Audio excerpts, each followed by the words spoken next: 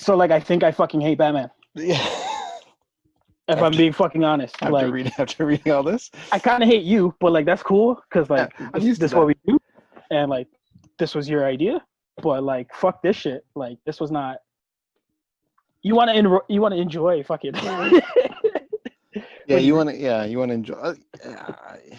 There's some of that. There's a bit. There's not a lot though. There's the one word we've been saying constantly for like the last, because like you pitched this idea a long time ago and you finished it long before I did. Yeah.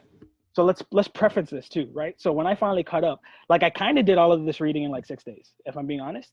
And there was some double. That's crazy to me. It took me. I did it over a span of about a month. Yeah, you're smarter. Because I was taking my time. You're totally in the right mind to do that. Like I fucking crammed for like a Batman SAT, and I fucking hate Batman now. Back at it again. Yo, okay. Here's the shit we haven't said yet, and this is the other than mediocre. Like this is the most meatiest episode we're ever gonna be doing. Yeah, this is meaty as shit. This is literally for all the new meats out there. Like this one was written specifically for you. There's more than enough fat meat to get fat off of.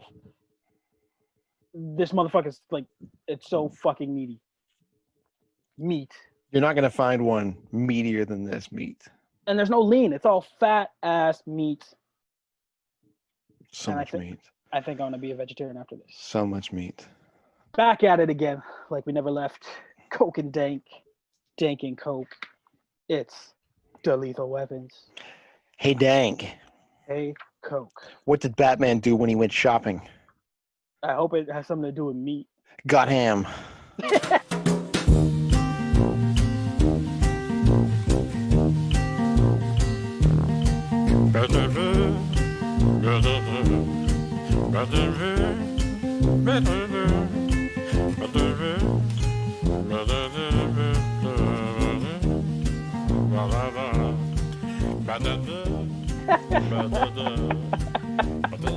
That was right.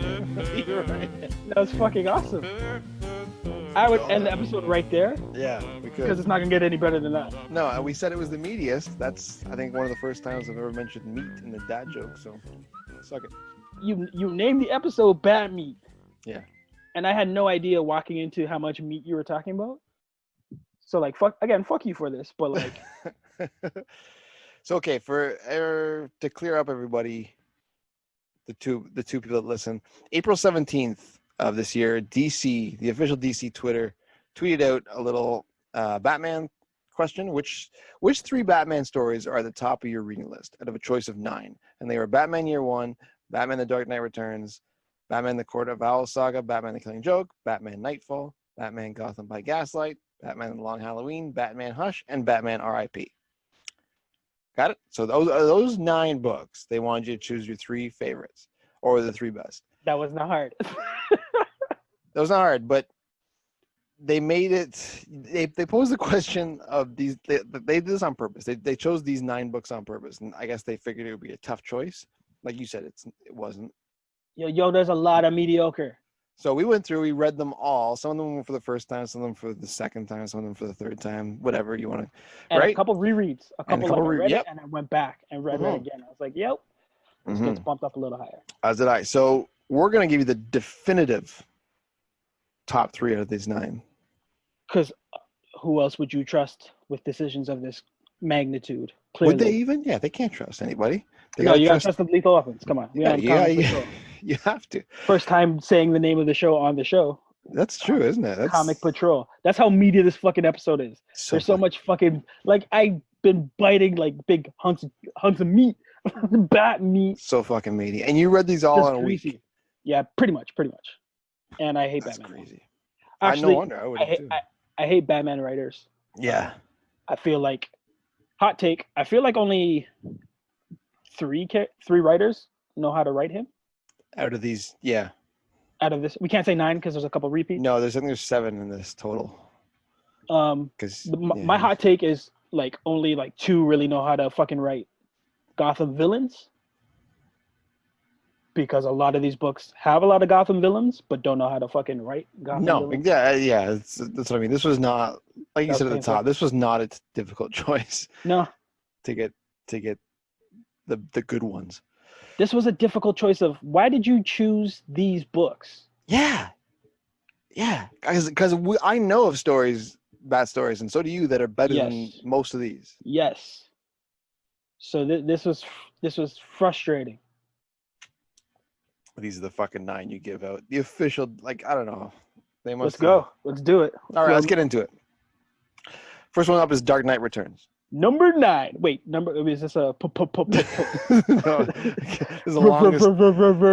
No? This is the meatiest power It's just rankings meat. ever. Yeah, this is if anyone's ever gone to like one of those all you can eat places where they bring meats on a spit. Yeah. This is fucking meat on a spit. This is like meat after meat. we're at your table just carving bat meat onto your plate. Like you can't say no. We got chicken, we got duck, we No, got no, no. lamb, It's all bat meat. Fuck that shit. Eat this shit. I had to eat this shit like fast. You were smart enough to like build up a tolerance and be like, okay, bat meat's not bad. I was like, yo, I don't have any more money to spend it all on bat meat. Yeah. And my freezer's broke. I got to eat that this weekend. So the Dark Knight Returns, written and drawn by Frank Miller from 1986. I will say this deserves to be on a list of top 9. This does, yeah. This is one of This is a no-brainer. Yes. How you want to do this? Well, let's just set the scene.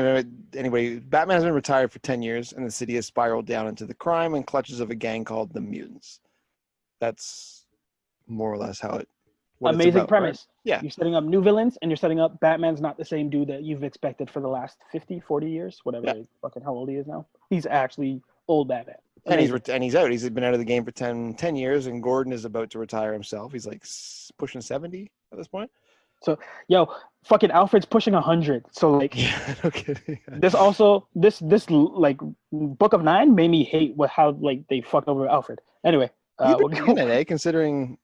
Yo, he's working for pennies on the dollar for the shit that he's doing. Like, I didn't notice that until you just said that now. He's only in like 2 or 3 of these, I think, like at all. And even the ones that he's in, like Batman treats him like an asshole. This one specifically, like Batman's old and begrudging.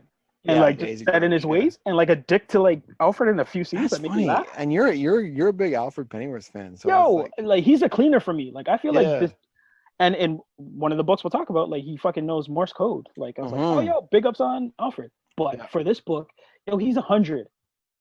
Like, and he's still fucking on the walkie-talkie 24/7. Like, yo, if Batman doesn't sleep, Alfred doesn't fucking sleep.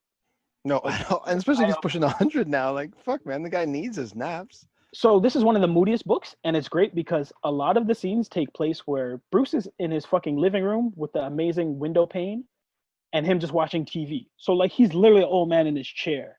Yeah, ready to take a nap on his couch. Yeah, and just hating shit, right? And like Alfred's still circling that same fucking well. Like all that shit's just like, damn. This dude's old, and he's like, you didn't get a new fucking Alfred. He got a new Robin like in a day. Yeah, by chance.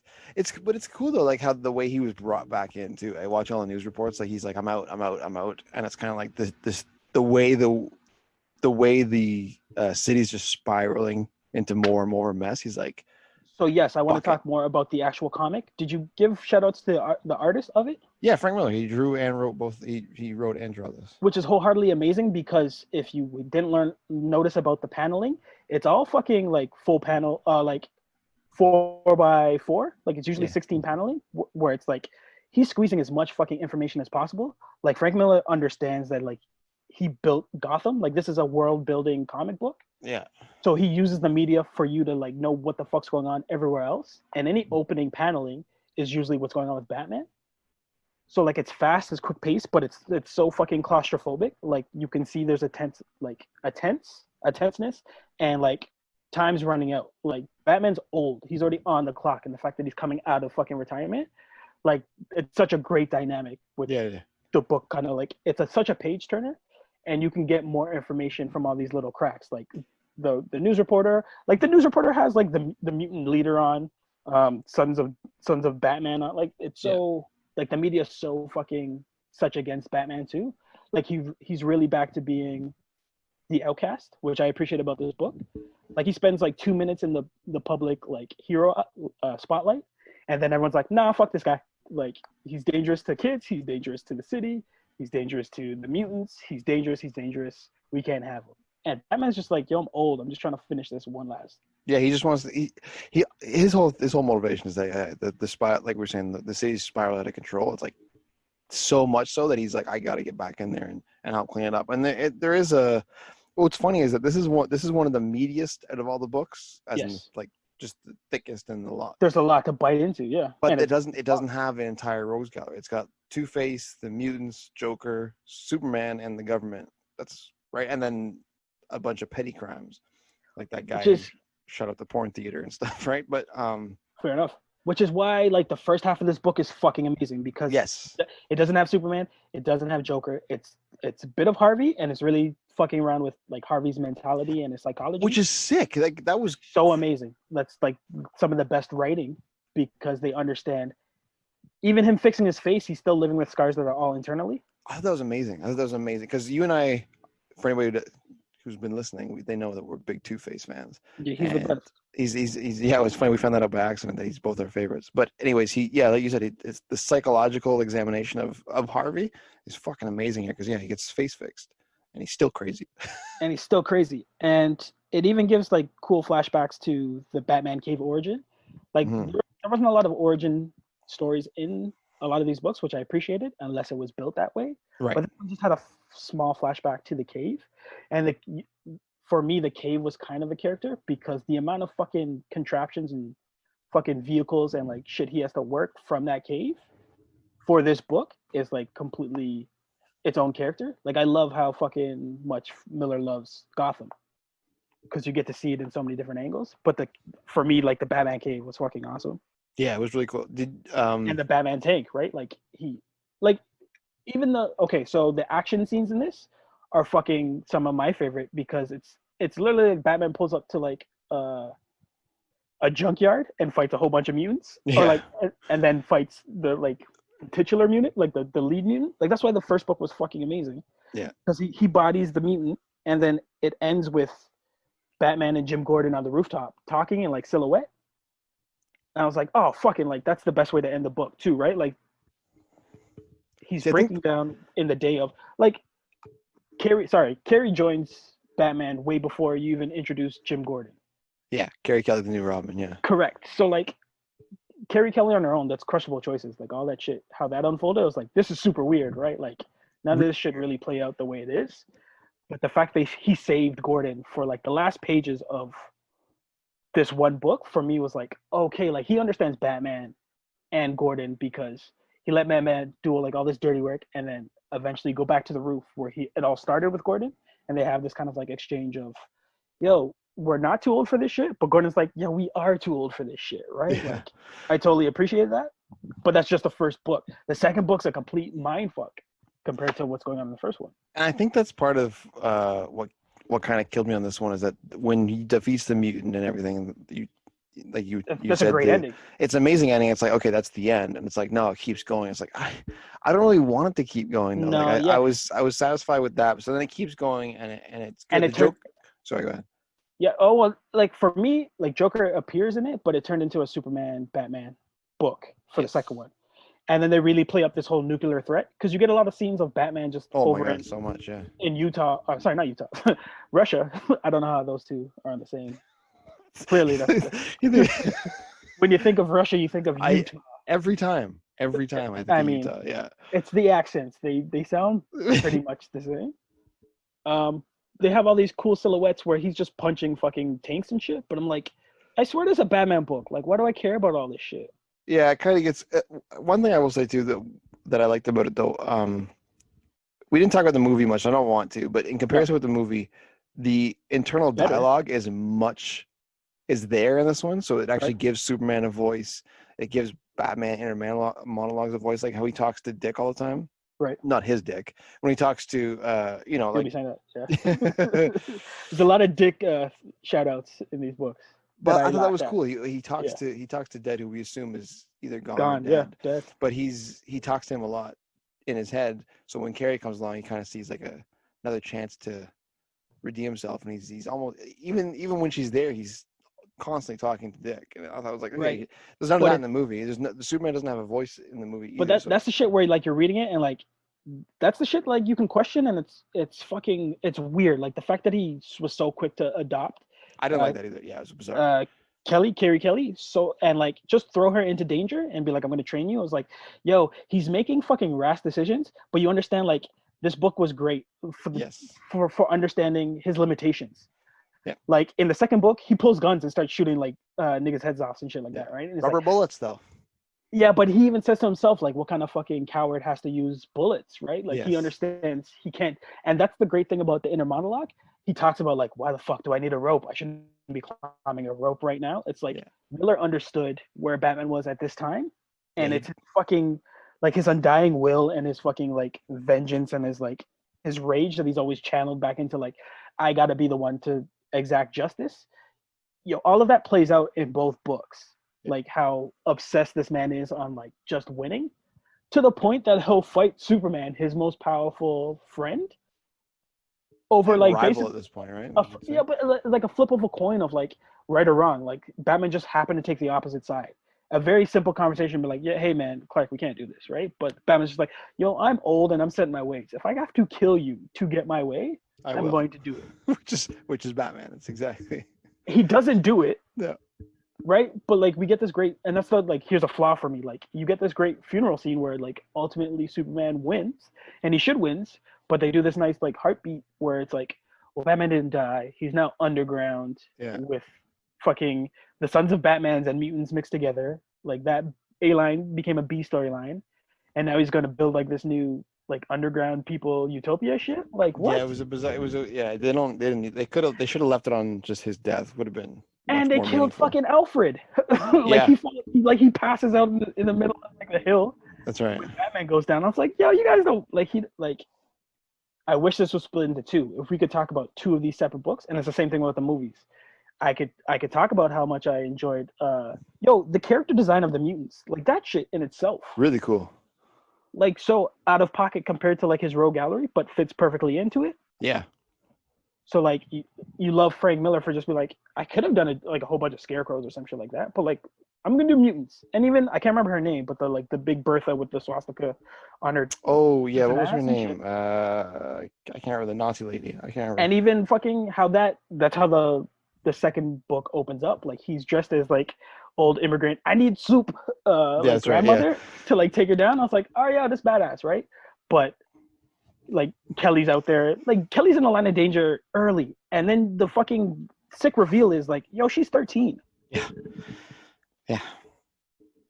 So like that shit was weird. Joker was weird for me. Yeah, this is a different Joker. This is an older Joker. He's much more laid back. If you've seen the movie, then you know what he's more like. But yeah, I'll give him that. They paced him out well because they paced him out between two books, and he starts off like he's in a mental ward and just like he's kind of comatose and like he perks a little bit to hear the news is talking about Batman, and he slowly starts to rebuild himself off. Yeah, that was the really saying about that. Like that was so smart. Like that was a really cool dynamic. How he's like he's basically lost the will to live without Batman. He doesn't have his equal. He has no rival, nothing to push forward off of. That was really cool. Yeah. And he doesn't. And then they put him back on TV. I was like, oh, okay, like it's all downhill from here, right? It's just that one lunatic that would why, be like that. Why? Like, I can rehabilitate him. I can do it. It's like, no, you can't, dude. I wrote big ups to Joker and Superman with the big chests because they definitely give Miller gave everyone who needed big chests. Yeah. And it made sense in this. Like those are the three. Like, all right, yo, puff up your chest. Like it's gonna be a brawl to the death. And it was for kind of two. And then for some reason they ride horses. So like they ride. Yeah, Batman on a horse. Yeah. Like the first book I feel is so tightly written together. The second one has great scenes, but it's such a fucking roller coaster of up and down of like why do I care about the nuclear threat? Like why do I care about the new Gotham City Police Department? Like it's a little long-winded for sure. I think like the narrative's very heavy too. It's like okay, it's almost too much. Like the news reports that come up, I was like I don't need this every 6 pages. But that's him trying to build that world of Gotham. You get so much of Gotham that you wouldn't. And I guess like the saving grace is like this is essentially Batman's retirement book. Even though he cheated on that, like he couldn't give me a death, and that would have been dope. But that's why more good than bad in this. Yeah. Yes. He's throwing more good at it, and it's a great out. Like the premise alone is what helps putting it at the top of the list. That's right. So let's move on to the second book. Jeez, that was just the first book, yo. That was the first one. So we're moving on to the second Meaty. one. Actually, one thing that I don't remember, they took this out of the movie, but there's when they're talking about they're talking to the civilians Right. around. Like, what do you think of this? And the one guy's like, Batman is kicking butt. I hope he goes after the homos next. It's like, this is how you know it was a book from '86. Yeah, it's way to like keep your personal life out of it there, Miller. Yeah. Thanks for your that personal one. belief system. Yeah, We needed that one. Yeah. No, you're the head writer on that one. You can't really chalk it up to the intern letting something slide. Could have been anything. It had to be the homos next. That's fuck. Anyways, Moving on. You can tell it's aged. Moving on. Number 2. Batman: Gotham by Gaslight. All right. Batman, steampunk Batman. This one is not terrible, but it's not good. The one good thing about it, I'll be honest with you. One thing I will say is that it's short, so that it doesn't overstay its welcome at all. So if you aren't liking where it's going, guess what? It's over soon anyway. It's like 50 pages or less, I believe. And I enjoyed the a lot of the verbiage and the vocabulary they use, such as it's cool. Yeah. Quite. It's an Elseworld. It's an Elseworld. Yeah, an Elseworld tale with a twist on Batman's origin, where his parents are killed by Jasper Blowhard. His parents are killed by a highwayman, and the bats from the surrounding trees prevent his death as well, which I thought was kind of cool. So it's a little twist on his origin that way, right? Post haste. Yeah, it's weird. It's definitely like one of those drop Batman in a different time period and see what happens. I don't know if they knew what time period they were trying to do, because like this is happening in London, but we have to go back to the United States. Steampunk, man. Yeah, I know, but like you're moving Jack the Ripper all over the place, and you included Jack the Ripper, so like they didn't even understand that, and like that's basic shit. It's like, are we doing Batman in London so we can use Jack the Ripper, or are we doing Batman in the States? So sorry, I forgot to mention. It's from 1989, written by Brian Augustine and art by Eduardo Barreto. Okay, sorry. Finish what you're saying. In a nugget that you gave to me as I was complaining about reading these motherfucking books, you said, isn't it funny every time they introduce a new character, you know who did it? And I was like, oh my, that's right. That broke the glass ceiling for me. I was like, oh my gosh, like everything I'm reading, I just wait for the new character, and I'm like, I'm gonna see you again, aren't I? That's one thing. That's one thing. Reading all these books in a row, it's fucking amazing. Reading all these books in a row, yeah, that's what I realized. Such a good line. Whenever you see a new character that you've never heard of before, they're the killer. That's pretty much. So every time. Uncle Jacob, which is Batman's. Yeah, Uncle Jacob, who he sees, he just happens. So he spent 5 years in London, Bruce did, and he's going back to Gotham, and he just so happens on the boat back to Gotham, he sees his Uncle Jacob. One thing I love about this is that every time people meet, they're always like, Bruce, you old layabout, how are you? Yeah, again, I love the language. There's gallows, madman loose, couple of whores. There's some shit that old biddies made me laugh, and scuttlebutt. Like, I did appreciate them really like trying. But again, as soon as I saw Uncle Jacob, I was like, Coke did tell me this is the cheat code to fucking Batman. Yeah, so, and they make it plain as fuck. Well, here's the fucking thing too. It's like Jack the Ripper's killing in London. Okay, right. Bruce goes from London to Gotham, and then his uncle comes with him. All of a sudden, the Ripper's killing in Gotham. And fuck, who could it be? Any smart detective would have figured that out, but clearly there's not smart detectives, because the trial went from, because he writes letters throughout the process, which I kind of appreciated, right? Like his inner dialogue is like him writing letters. Yeah. It went from August 12th to 21, and he went from the trial to being sentenced to hang.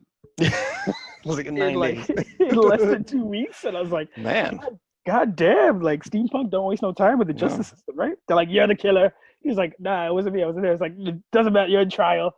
It's like, I didn't do it. It's like, you're gonna be hung. I was like, what? Like, what just happened? Like, that was fucking quick. Justice system fucked him up.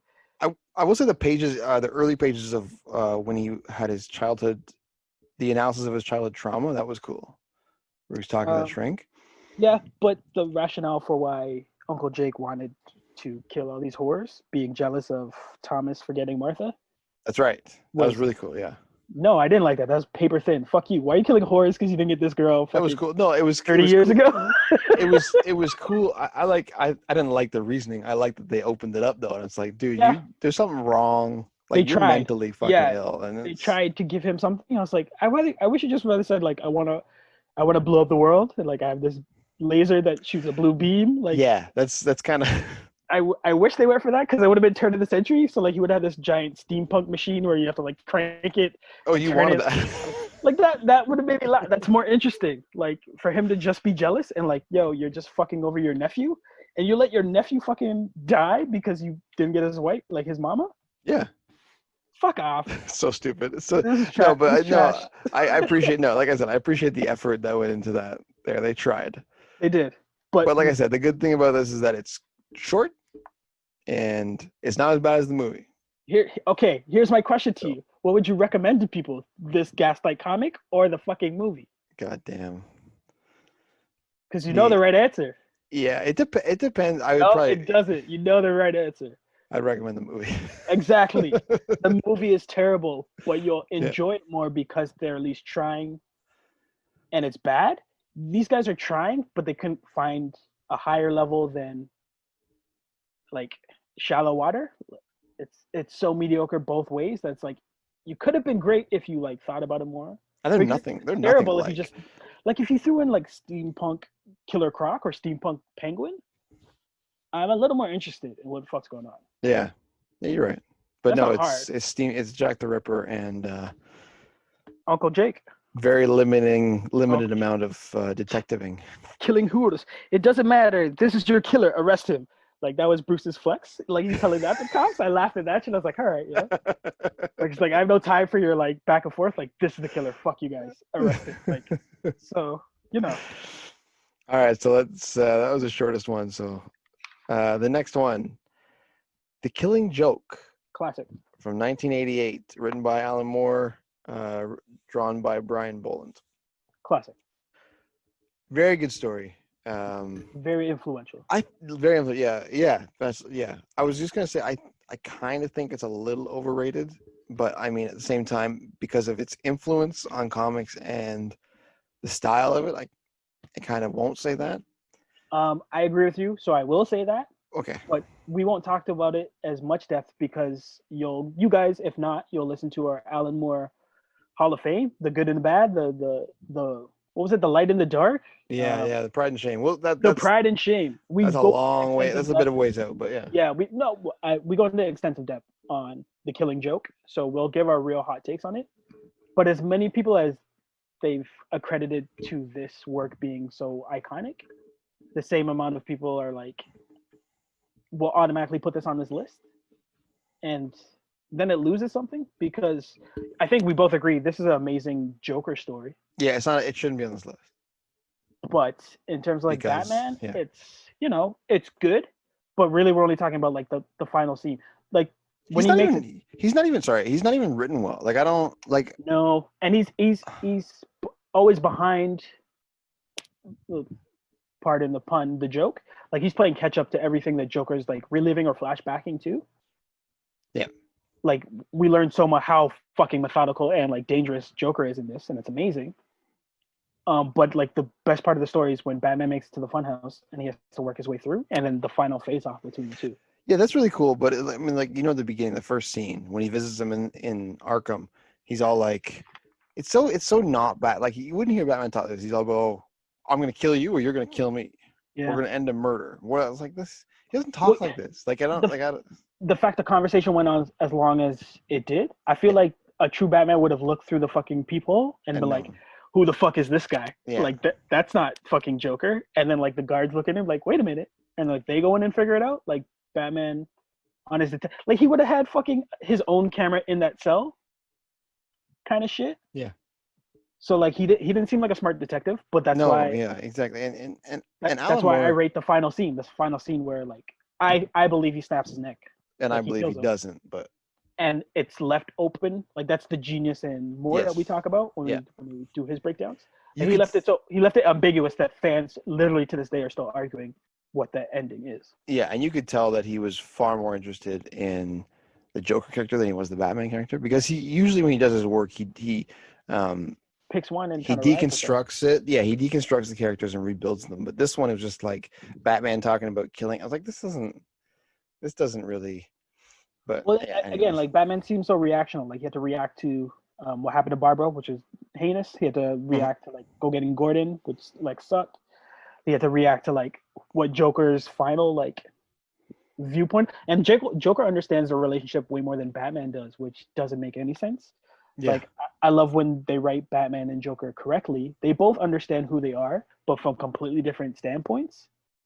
That it's Batman's morality that he's like, yo, he's the worst of me, but I can't end it. Like I have to keep going up with the joke to like to win out what true justice is. Yeah. And Joker's always been like, yo, you're just like me. I can just keep fucking with you and you won't push the trigger. And once you push the trigger, like I win. Like he's so self-sacrificial, like official, Mhm. but will just destroy everything in order for like Batman to break like that ideal. So like I love when writers can understand that. For this book, it's only one-sided. Yeah, it is, and it's yeah, Only Joker understands how much Batman means to him. yeah. I love it's there's two characters in comics that I wish I didn't know the backstory for, and one's Joker, the other one's Wolverine. I just don't want to know the definitive background for, right?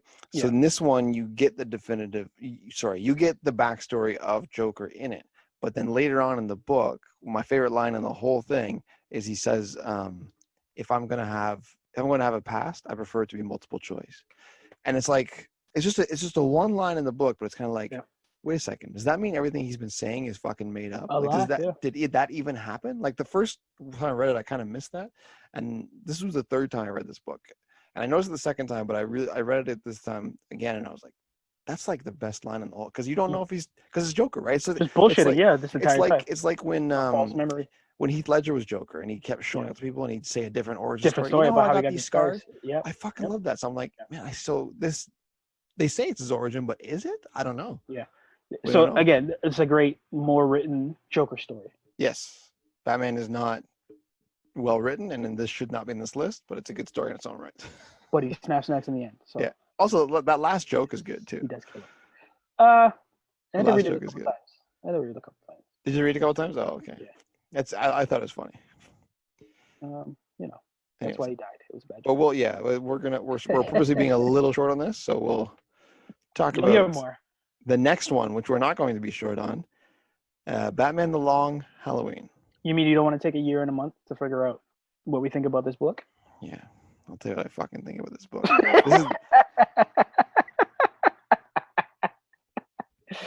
That's good. That's good. I like that reaction too.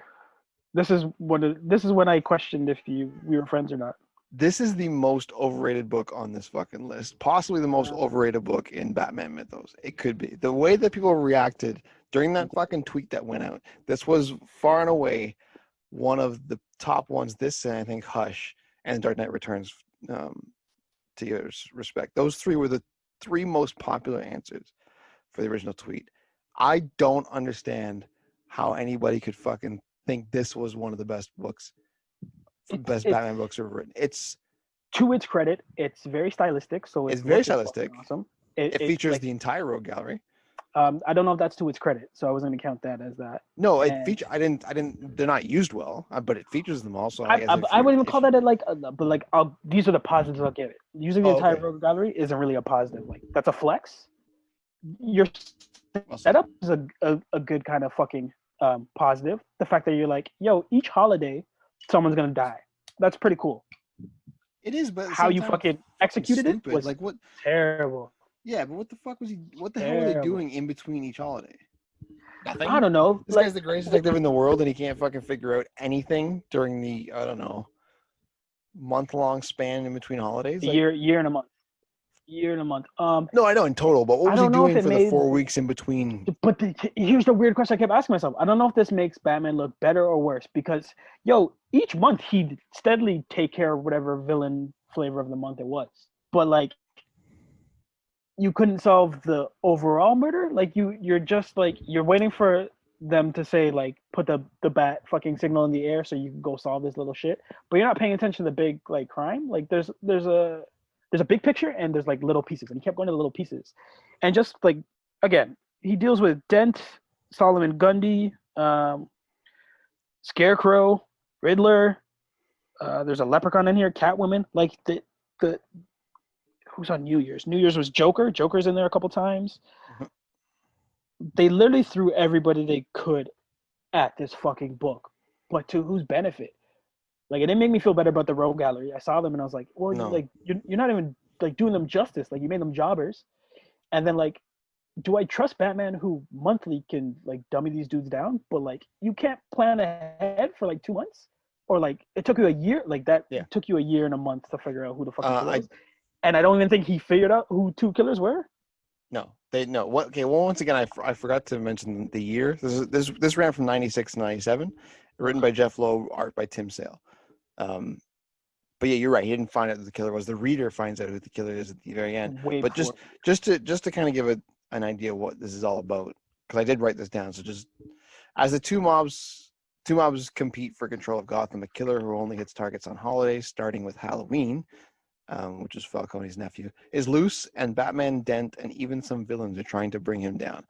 All of this while dirty laundry from key players come to light, like Wayne's connection to Falcone and corruption amongst Dent's office.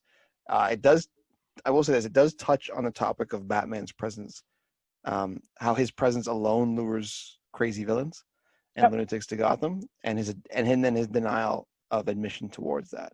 And there are great scenes between Batman, Dent, and Gordon. Yeah, gives a good long look at Dent too. Yeah, that triangle. Well, this is essentially a Harvey Dent book, which was like one of the saving graces. But speaking of, they slow burned him, and then they didn't like they put him in the background, and then when he became Two-Face, I was like, yo, it's too late. Speaking of Dent, though, I loved it, but like, okay, turn so him up. He was the C storyline. Yeah, let me just get this out because I need to talk about this. I haven't talked to you about this, and I've been dying to talk about this one thing. I've been trying to talk a lot about this, but there's one thing. The beginning, when Dent, remember when they catch Irish Mickey and his brothers, and they put him in prison, and he fakes being Mickey, right? That's fucking ridiculous. For what reason? Why would you? So this crime guy and his brothers who get apprehended or brought into jail, prisons. Three Irish brothers. They spend all their time together.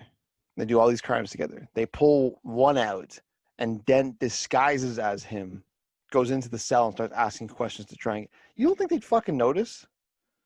What kind of disguise do they have that they can throw it together in like a half an hour to make him look exactly like Irish Mickey? I thought that right there was like, I was like, that's fucking stupid.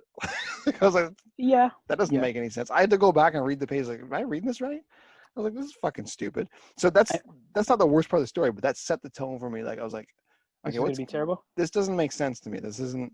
I mean, on Father's Day, he visited the grave of his father. Okay. I just started reading these, and it was like, and it was cool artwork, right? Like Thanksgiving, Christmas Day. Like you really want to invest into what they're trying to sell you. Like the premise and like the setup looks good, but like every content, like every month, it fell short. Like it constantly falls short, and it's frustrating because not even a long Halloween. It's like a long, you're bad at your job. How do you call yourself the world's greatest detective? It took you a fucking year and a half, like a year and a month, and you didn't even get the right people. Like, what are you doing? Oh, speaking of writing, why the fuck does Loeb make Scarecrow talking riddles the whole time? Listen, the one quote I wrote down was, "In the end, Harvey Dent is as the holiday too." Like, what? Oh, do you want to go right to the ending? Because the ending is the dumbest part of the whole fucking book. Yo, you know what the coolest part of the book was? When they're trying to be Silence of the Lambs. So they have Calendar Man in there. Yes, Calendar Man was awesome. Yeah. And Batman uses him as a resource. He's like, yo, I can't get in the mind of this killer, which already doesn't make sense to Batman and his lore. Like it would have been cooler if it was Jim Gordon kind of talking to him, or like a new agent. Yeah. But like Batman would have already been in the cell just punching him in the face if it got to that point, right? Yeah. Like it's never a tit for tat. But like for me, it was like he's struggling to do detective work month to month. And on the holiday, like you just know someone's gonna die and he's got to go save the day. It's like, so I can set my watch to this. But it was a struggle. Like this was a struggle read. It was, and what pisses me off too is there's connections to like there's nods to like The Godfather with Luigi Moroni killed in his garden, like Vito, and I love The Godfather. I'm like, okay, you're gonna borrow from these classics, like you said, the Silence of the Lambs and Godfather. You're still not gonna do it justice, like what? And how amazing would this book? I like that's what we said before we fucking started this shit. How amazing would this book been without fucking supervillains? If it was just like so much better and fucking mob shit. I was like, okay, like Batman's got to use a different like set of wits to like whatever he's doing with this crime family, right? Like, this is not as I don't know who says this is great, but you're wrong. I know it's not smart to say that on the internet, but you're wrong. Give me the gun, Harvey. Think of Gilda. Nice try, and gets gun butted. He used the baby bottle nipple as a silencer. Like, sure, but like, why? So yeah, the ending. Let's just talk about the ending because this is dumb. Fucking Harvey and Gilda, his wife, are actually being the killers. So they arrest Harvey Alfredo. Okay, yeah. Who goes down for the killings? And it's like, and Sophia was the mislead for like, okay, we think she's the holiday killer. But Harvey's the killer. But then Harvey's not the killer. But no, this is such a but then book. And then what happened? And then it's like Gilda's like, I'm actually the killer. So okay, so who the fuck shot at Riddler on April Fools? Gilda can't kill nobody. That's what I'm saying. She's a regular asshole. Who's who's taking these shots at Riddler on April Fools? Without Riddler on April Fools, he doesn't get killed. He's just shot around. That's Gilda doing that? I did write April Fools issue looked like a clip issue for me because the way that they cut it was just like memories and just like best ofs. So I was like, oh, okay, I like this little break. But again, that just ruined it for me. That's fucking stupid. So a regular person reads some files and becomes an expert assassin. That's how it goes. That's how it's Gilda done. With her fucking little bottle cap, her little bottle cap silencers or whatever the fuck they are. That's how it's done. What a dumb fucking. I will say this: the inclusion of the Rogues Gallery, like you said, they did have most of the people did have motivations. Like Joker wants to be the only crazy killer in Gotham. Well, who cares? Like that's not your story. I could care less about what Joker wants to do. And if you want to give me a Joker book, fucking just do 4. You could have done 4 supervillains and done 4 seasons and fucking played that shit out. Yeah, the seasons. Yeah, exactly. If you give me 4 books of Joker, fine. Then you can give me a full mini arc. And then how Batman has to be better than this guy for 4 of the fucking months. But then it's winter. Then right? And Mr. Freeze, yeah. But then it's spring. But then 3 killers. Let's go. Yeah. But then. How do we wrap this up? Like, I don't know. We got to go a year. Let's do a year and a month. Why the fuck are we doing a year and a month? Because then we can get another Halloween in there. You see? Because then we go. I can't wait to read Batman. But then. Like that's what a stupid. Whoever says this, I'm sorry, you're an idiot. Okay, this is a fun read, I guess, but it's not. It's shit. Don't lie to them. This is not a fun read. This is it's painful. So fucking overrated. If you want to get the problem with this, go ahead. Okay, I was gonna go my rant because it's not mediocre. It's bad. It's bad. So, there's shit that sucks you in. Like the artwork is fucking amazing. The premise is like, oh yo, there's a holiday and each day a holiday. Motherfuckers shoot out and kill somebody. That's cool. But then you start including things that don't make sense to what the premise is. And then you don't understand the power of Batman. And if there's any power that you do need to understand, it's not that he's a billionaire. It's not that he's like motivated by his death of parents. It's not that like his will to survive and like be the best can motivate him through anything. It's his fucking Rose Gallery. He has to do all of that shit because these fucking insane criminals keep coming back to this motherfucking city. And they didn't understand that at all. Like, not once did they get a supervillain correct for their month.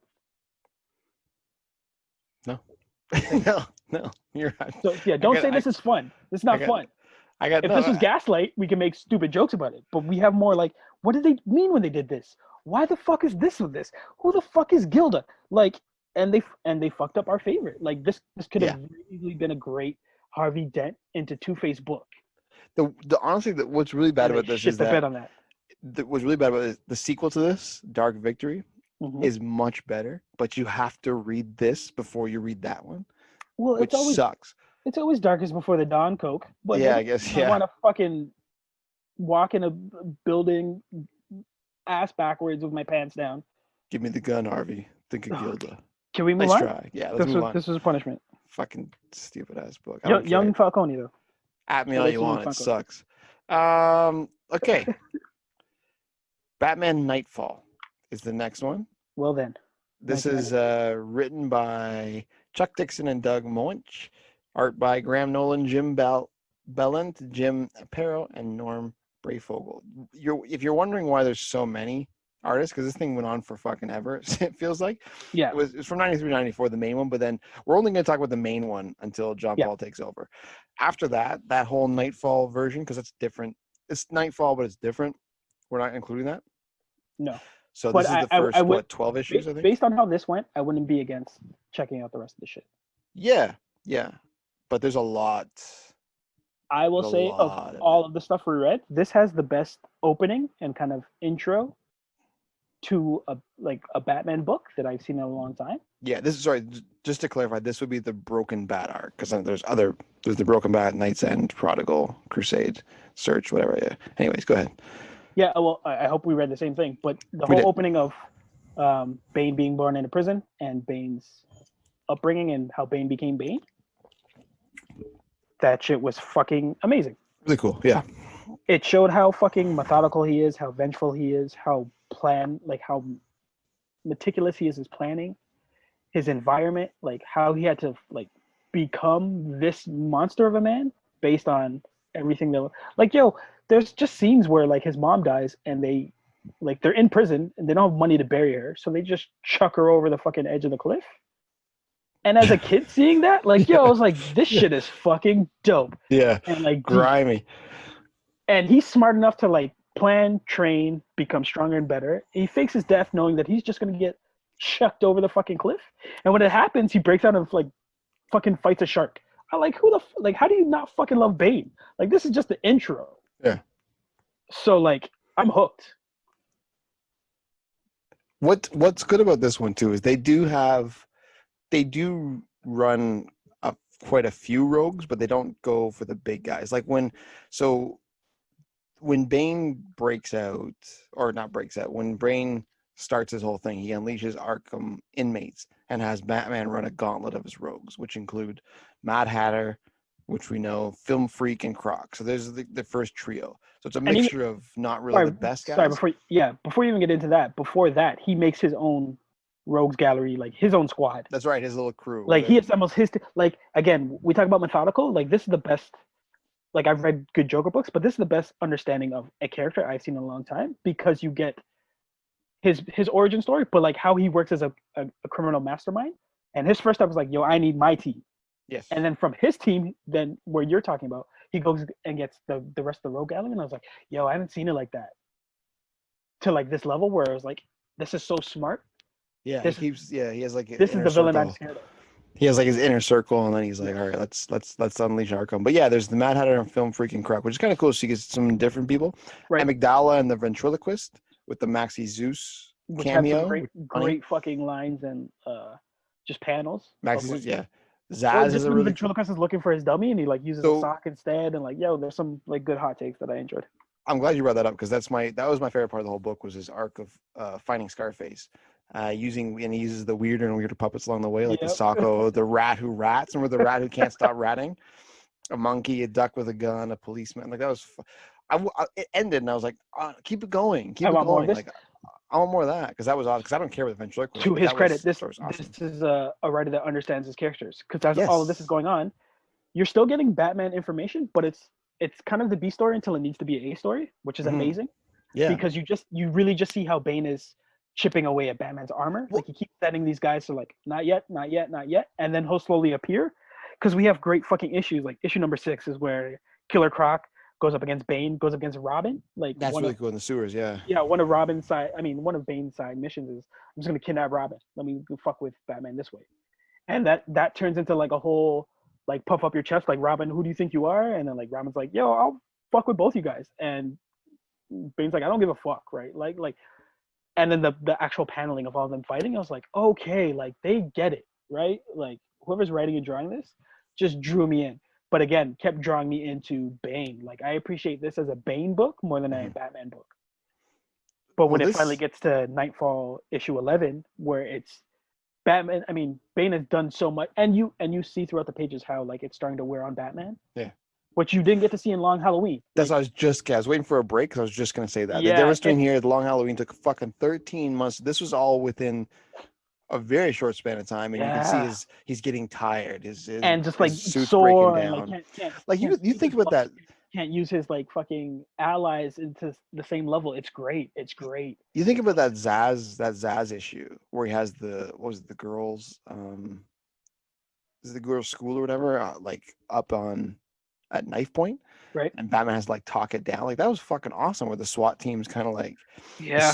like that was, I thought that issue was great because it was Yo, this one has tense. like Amayadala. Like I've never seen that dude in like so long. I had to look him up. Like the amount of Oh, villains. Amygdala, yeah. Yeah, he like the writer goes out of the way to be like, no one even fucks with you. Like, come on, like check out this team. And That's what I liked you about this. Yeah, appreciate. It's so easy to go with Joker. It's so easy to go with Riddler.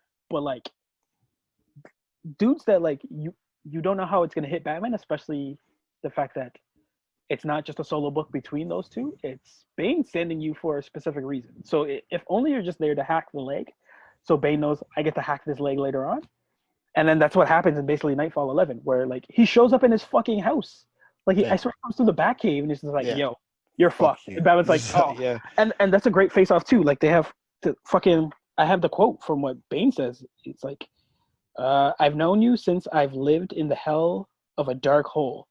1,000 miles from here, I've known you in my dream, and I've escaped that hell. Escaped from my dreams for only one reason, and it's to break you. Gotham is my ultimate prize.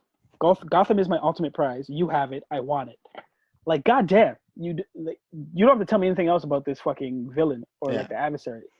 Like his whole motivation is just to destroy this one man. Why that happened, like that's all on him because I feel like he really created that. Like that's some like Jordan shit of like I'm just gonna develop a hatred for this dude and that's gonna make me better. But then by the end of the book, he snaps his back. I'm like, oh my, this is such a fun read. Like not fun read. This is such a page turner. Yeah, like I loved it, but I loved it for fucking Bane and Bane's master plan. Yeah, and like I like the side shit too. Like I said, the ventriloquist thing was my favorite. Then there was the Joker and Scarecrow team up, which that was cool. I never thought I wanted, but that was sick. I never thought about before, but it's awesome when they go to that tunnel booth. Remember, he's like, they asked for 250. Joker's like, how about one? And he gives him an ice cream cone that explodes in his face. I was like, that's Joker. It's good. That's you get some Two-Face origins. You get some John Paul, which I laughed at. Like that whole, hey man, I think that's why people hate this book is because when he takes over, it's such a left field move though. It didn't make sense to anything that's going on. And you already had, is it Dick? Which Robin is running? Yeah, yes, it's Dick. Dick was kind of in position to just be like, yo, I'm gonna do it, and that would have led to interesting, especially after him facing off against. Oh no, sorry, it's not Dick. It's Tim Drake in this one. It's Drake, sorry. yeah. My bad. Especially after the kidnapping, that would have added such a different dynamic of like he's coming back to fight Bane again, but now he's new Batman. It's like, ooh, this blonde haired John Paul motherfucker, like that's definitely like a big step back, and he shouldn't be on par to anything that's going on. Like he's not as smart as Batman or like as talented as Robin, but for you to understand, like you to try and take down Bane, who's the dude that broke the man that you're taking up the mantle for, like that for me that's like tone deaf to everything that you're writing. Yeah, I rather like a Gotham with no Batman and like let's try the PD or like they went for the quick fix. And the whole book is not a quick fix. It's such a slow burn. Yeah. And the whole thing with John Paul is that when he takes over, he becomes like super violent. Yeah. So and then you're right. It comes to the point. It's like, why didn't Robin just step in? Like, I don't, you know what I mean? If anything, why have this new dude? Yeah. Or this would have been a great chance for fucking Alfred to test out this Batman robot suit, right? Like, I would have personally enjoyed that because I feel like Alfred doesn't get enough shine. But like, they build Batman as to get into the inner circle and to get the amount of trust I'm giving you, you have to fucking work for that. Or like I have to know you when you're a fucking kid and like raise you as like my son in order for you to even see what the fuck I'm really doing. So like this John Paul dude, like that came off the street, like how do you get this much trust? Like Batman won't replace Alfred, and like that basically he cleans, right? Like yeah. So you just bring in this John Paul dude.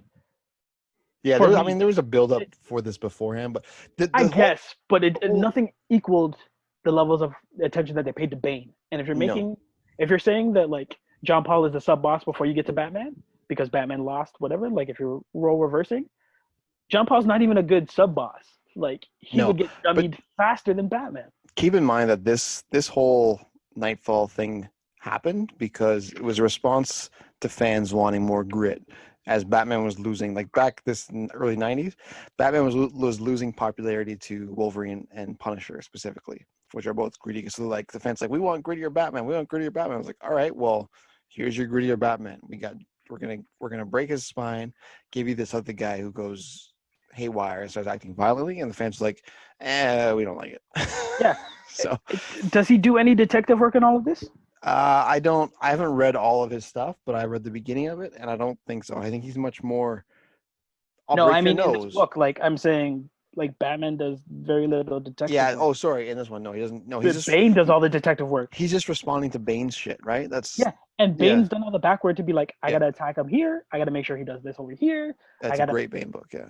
and Bane's like in a lot of scenes, like on a rooftop or around the corner, just like peeking out and just checking out the scene. Like I appreciated all that shit. Right? Yeah. He also guesses Bruce's Batman very easily. Yeah, it's not a big secret. No, it's like, oh, if you think about it, it's not that bad. The cool thing, I really liked, not the cool thing, but I really liked how they were splicing the flashbacks for all his fights while he was Yep. being dummied by Bane. And that was really Yep. cool too. It was really cool, really cool. And then he just gets fucking worked. Yeah, rightfully so. Yeah, Back to broken. this is a good one. Well, at least the Broken Bat version. When John Paul takes over, it goes downhill. He's a But- waste. Yeah, his name's fucking John Paul. What do you expect? But All right. a great read, great write. Yes, ready for the next one? Yeah, speaking of great reads and rights. We're going back in time a bit to Batman Year One, written by Frank Miller. It's from 1988, written by Frank Miller, artist David Mazzucchelli. I think our favorite hot take was Miller wrote this after he wrote The Retirement. So he That's wrote The crazy. Retirement and then My First Job, and his sequel is better. Yeah, that's like crazy. My First Day on the Job is fucking a great book. Basically, that's what it is. Like, hey, it's my first day. That's crazy to me. Is that because you're right. This is the next year, so this is like not even only a few months really after Dark Knight Returns ends. He picks up Year One. This was in continuity too. It was like Batman number 404 or something like that. Right. So it just took a turn, 4 issues, but it's no supervillains. Nope. Just Batman starting. A Day in the Life of Gotham. Yeah. Gordon moving to Gotham. Yeah. Never did I understand, and once I realized it, never did I need it as much to see the parallels of Jim Gordon and Bruce Wayne Batman. Yeah. And they're like how so alike they are, but like so needed in this world. Yeah. Like if they don't have the other one, none of them are successful. That's right. Yeah, they help prop each other up, which is At all. Which is crazy because at the beginning of this story, when they find out about the Batman starting out, because he's just getting his feet wet, Right. Gordon's like all about catching him. He's like, I gotta catch him until he witnesses him save an old lady's life, and he's like, but I may be wrong about him. What was that? That was then he kind of gets that. That's when his inner conflict starts, because it was all black and white for him before then. Right. He's like, I got to be a cop. I got to stop the bad guys. But he sees Batman save a woman's life, and he's like, oh. And that's what you appreciate it, because like there's this little montage where like you see the paper talking about this new. Oh wait, no, that was Gaslight. Gaslight has funny paper clippings about like who they think this Batman is. Yeah. Year One does a great job of, again, like I guess Miller really understands limitations, because for Gordon he can only do so much at so many levels of him on the job. Like I love where he's like feeling out different officers and like his position and how far he can go. But even more so like that, like they understand how flawed Gordon is, because he starts talking to this girl, or not girl, another lieutenant, another detective. Yeah. And instantly you see like, yo, it's gonna be trouble for this guy. Yeah, but I love that he's not a golden boy. He's very great. He's like anyway. It's not even mean to. He didn't even mean to. He's working long nights with this attractive younger woman who's showing interest in him, even though he's got a wife at home who's pregnant. He's working so much. He's with this woman so much. It's hard not to find some sort of attraction, and a lot of us would have done the same thing. A lot of us wouldn't, but a lot of us would. So it's very human of him Right. reaction, which I appreciate. It wasn't like, no, I can't do this. I have a wife at home. It's like, no, it's sometimes it's not that easy. Yeah, well, you get Temptations the happen. struggle from it, right? But it's just they kept because I love how they show Gotham. Like Gotham is the third character in this Yeah. because Yes. they really play out dark alleyways, cab scenes. There's a moment where like and this whole book is like a gut check to Bruce to see like where his levels are at. Because when he first goes to like I guess old Gotham or wherever like prostitutes hang out, like he tests himself against like fighting pimps and shit before like Selena jumps in, right? Like Yeah. Yeah. and his Lady of the inner Night, monologue's like, Selena. yeah, his inner monologues are like, yo, you can do better than this, Batman, or like Bruce, like you could step it up over here. Like, okay, he gets arrested, and he's like, you got to get out of these cuffs now. Like, you can't stay with these. So like, I love that he keeps testing himself and keeps setting another bar. But like the fact that he's not doing it in his cave or like off in the mountains in Himalayas or some shit like that. Like he's Yeah. in Gotham. Yeah. Like Really cool. like testing his metal. It's like, oh, like this is Batman. Like this is detective work shit, right? Like this is like I gotta see what's out there. I gotta see what I'm made of, and then I gotta see how to be better than that. I And gotta test my worth, right? every step that he hits, Gordon hits the next step, right? Like so when their paths finally cross at the end of the book, or like towards the end of the book, right? When they're starting to feel out each other, but like um when and it's just some random robber who like steals Barbara the car and the baby and like it's gonna drop the baby over the overside, right? It's not like a major villain or anything like that. Right? No, but he's They're hired. They're hired by what's his Falcone. name? Falcone. Yeah. Yeah. And That's yeah. but like that's the biggest dude, and it's like really like a side goon that's doing all the actual problem shit. Yeah. You get the big sacrifice from Batman, who like jumps over a bridge to like save this baby. I love that the Gordon line. Well, like he doesn't have his glasses and he can't see him. Because I can't. I don't have my glass. I'm practically blind without my glasses. I can't make you out. We're just looking the other way. I was just like, okay, yo, I see you. I'm I like, know you that's are. fucking gangster. We won't acknowledge it, but like, yo, that's ride or die. Like that's basically like, yo, you got my family like that. Your family. Well, not to mention that. Sorry, go ahead.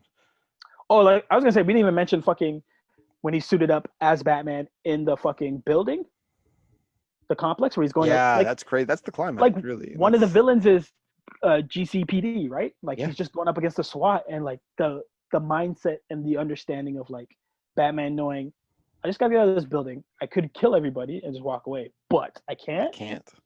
So like, and it just leads to like one of the best, because we talked about how much we love this as an animated film, like the animated. Yep. I want to ruin when the bats come. Like that scene is great, but it's even better in the book.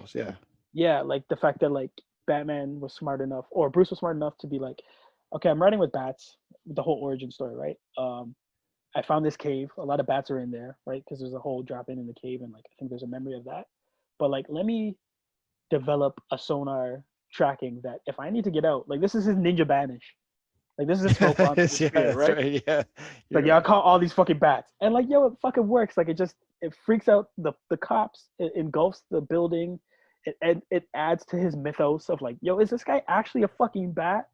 Like it's such a boss move. It's such a flex. And throughout all of that, Gordon's just trying to like buy him time and pull back troops and like give him the space to get out. And they never talked at this point either, have they? So no, that's but like this is when Gordon's finally like chiming into like, there's two sides of justice in Gotham. There's the paid off justice, and then there's these vigilantes who are freaks and kind of like taking up their own rules. But there's something about them, right? Like who would go to this ends and still kind of like fight for the same justice I am? There's a lot good to say about year one. Maybe the worst thing to say about it is like the artwork sucks, but like I credit that to like 1986, 1987. Yeah, this is 88, but still, and really it's just I'm reading a version that got like scanned or pressed, and it's just old. Yeah, that's the other thing too. You gotta understand. If anyone runs it through fucking Photoshop, it'll look all clean and shit. Like, this is me looking for something to like hate about this fucking book. Yeah, it's tough, and not to mention the what you're talking about, that Gordon realizes that Batman is gray himself. He's got some good in him. Not to mention, like, he's just come from a whole bunch of pages of corrupt cops. Like even his partner is fucking corrupt as shit, and he handles his business with him. Yeah, Bullock does some fucked up shit in this, no? And was that? Bullock's in this, right? I think he is, but I think he's just a rollie. I don't think he's just a pawn. But he the interaction with Flash and how he like Oh yeah. dummies flask at the end and shuts him right out. I was like, this guy's fucking sick. Like I love this version of Gordon. He's just like, all right, Yep. The listen. original commissioner's kind of a doofus. Like, Yeah, uh, Commissioner Loeb, which yep. is funny at the beginning, he's pro Batman, and Gordon's like against Sure. Batman, and then Yeah. by the end of the book, Flips. it's reversed because Yeah. Loeb's in bed with all the different mobsters, and And Batman's he's like, like, I gotta get rid of this motherfucker. And yeah. Jim's like, yo, Gordon's like, this guy doing the job that none of you motherfuckers are doing. Yeah, it's a fucking great read. yeah, and it's got the dual narration. Yeah, it's a classic. Yeah. It's a classic. It deserves to be on this list. Yes, It's this is easy for this me to is say. how many times have we said that? Twice, Yes. and they're both the we, Frank Miller we've called books. classics and Yeah. we've called influential. Year one deserves to be on this list. Yeah, Both it deserves influential and classic. Yes. it deserves to be on every top Batman book list. And I think discussion at least. Okay, no, we'll talk about that later. What? Something else? Yeah, I got it. When we do Okay. top three, because Oh, that's right. We'll do top. Yeah, we'll do our top threes. But for now, the next one up is Batman: The Court of Owls. so a relatively new book, right? Relatively new, yeah. Written by Scott Snyder and drawn by Greg Capullo from 2011, 2012. This is part of the New 52 relaunch. So this is when I always say this every show, but just in case it's your first show. 2012 is when I got back into comics big time after years off. And so I actually picked this up. This is one of the first ones I was picking up from New 52, this and a couple others. And we're talking about guys who get Batman. Yep. Scott Snyder gets Batman.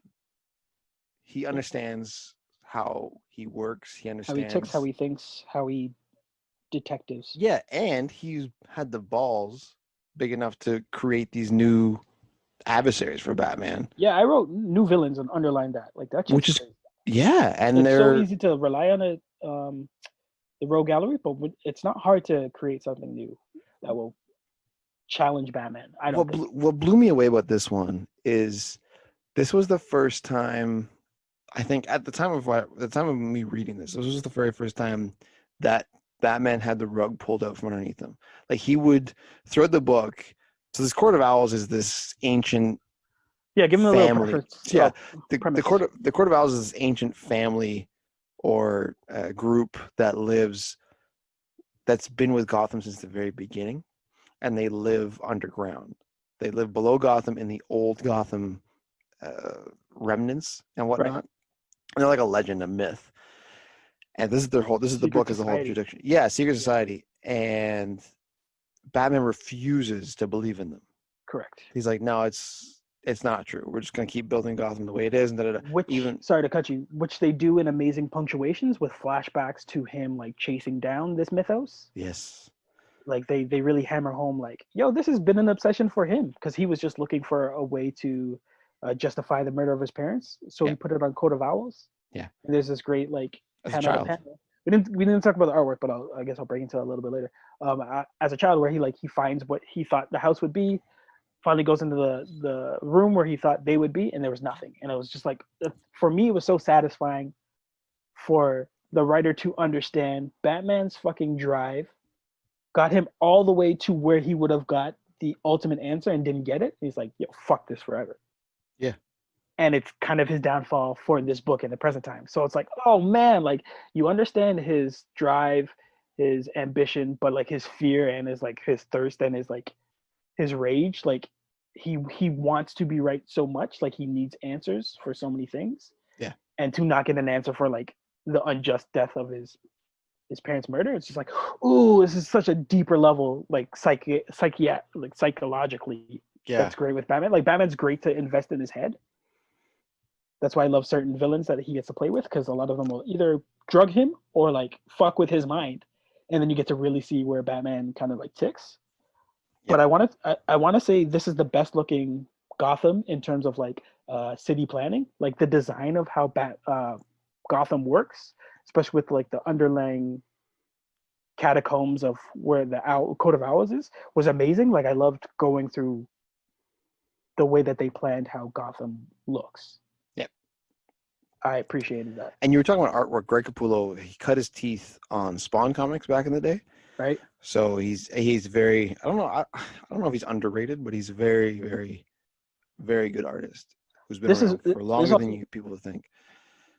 This is also one where you enjoy kind of the Bat family because Dick, Tim, and Damien all walk into a party. Like they all have like bow ties kind of Yes. shit. Like he Yes. has all of his sons, and there's that dynamic. Um, Also, a lot of chin, which made me laugh. Like this is A lot of chin. Yeah. a strong jaw Batman, which like lends it for me lends itself to that type of version of Batman. Like he'll take it on the chin, but not long. Like he's someone that can take a punch but throw a harder one. Yeah. And for me, just the design of his face kind of led to like, yo, he's taking lumps. And to credit to this book, he gets put through the ringer. Yeah, he does. Yeah, he did. Yeah. And that's like I was saying earlier. This was the first time. At the time of reading, this was the first time I've ever seen Bruce and Batman get the rug pulled up from underneath them. Like he did not expect this at all. Any He's of this. prepared. He's prepared for everything. Right. But he doesn't even fucking believe in this myth because, like you said, as a kid, he couldn't find proof of their existence. So he's like, "Fuck it, they don't exist. I'm not gonna believe it." And then when all these clues and hints and shit start, he's like, "It's not real. It's fuck. I don't know about it, so it's not real." Like he's very, very I don't have a arrogant in that research. sense. Yeah, I don't have a file on it. It's not real. anything. Yes. I definitely appreciate the level of Bat technology. It was high in this book. Like he used a lot of like intercom, just like tapping on technology, hologram shit. And I was like, okay, like that helped progress how strong he was, like his mindset and the technology is ahead of where Court of Owls would be. Yeah, but this Court is of not a Owls new Batman. This is a seasoned Batman. Court of Owls is so ancient that like their secrets trump a lot of his fucking technology shit. Yeah.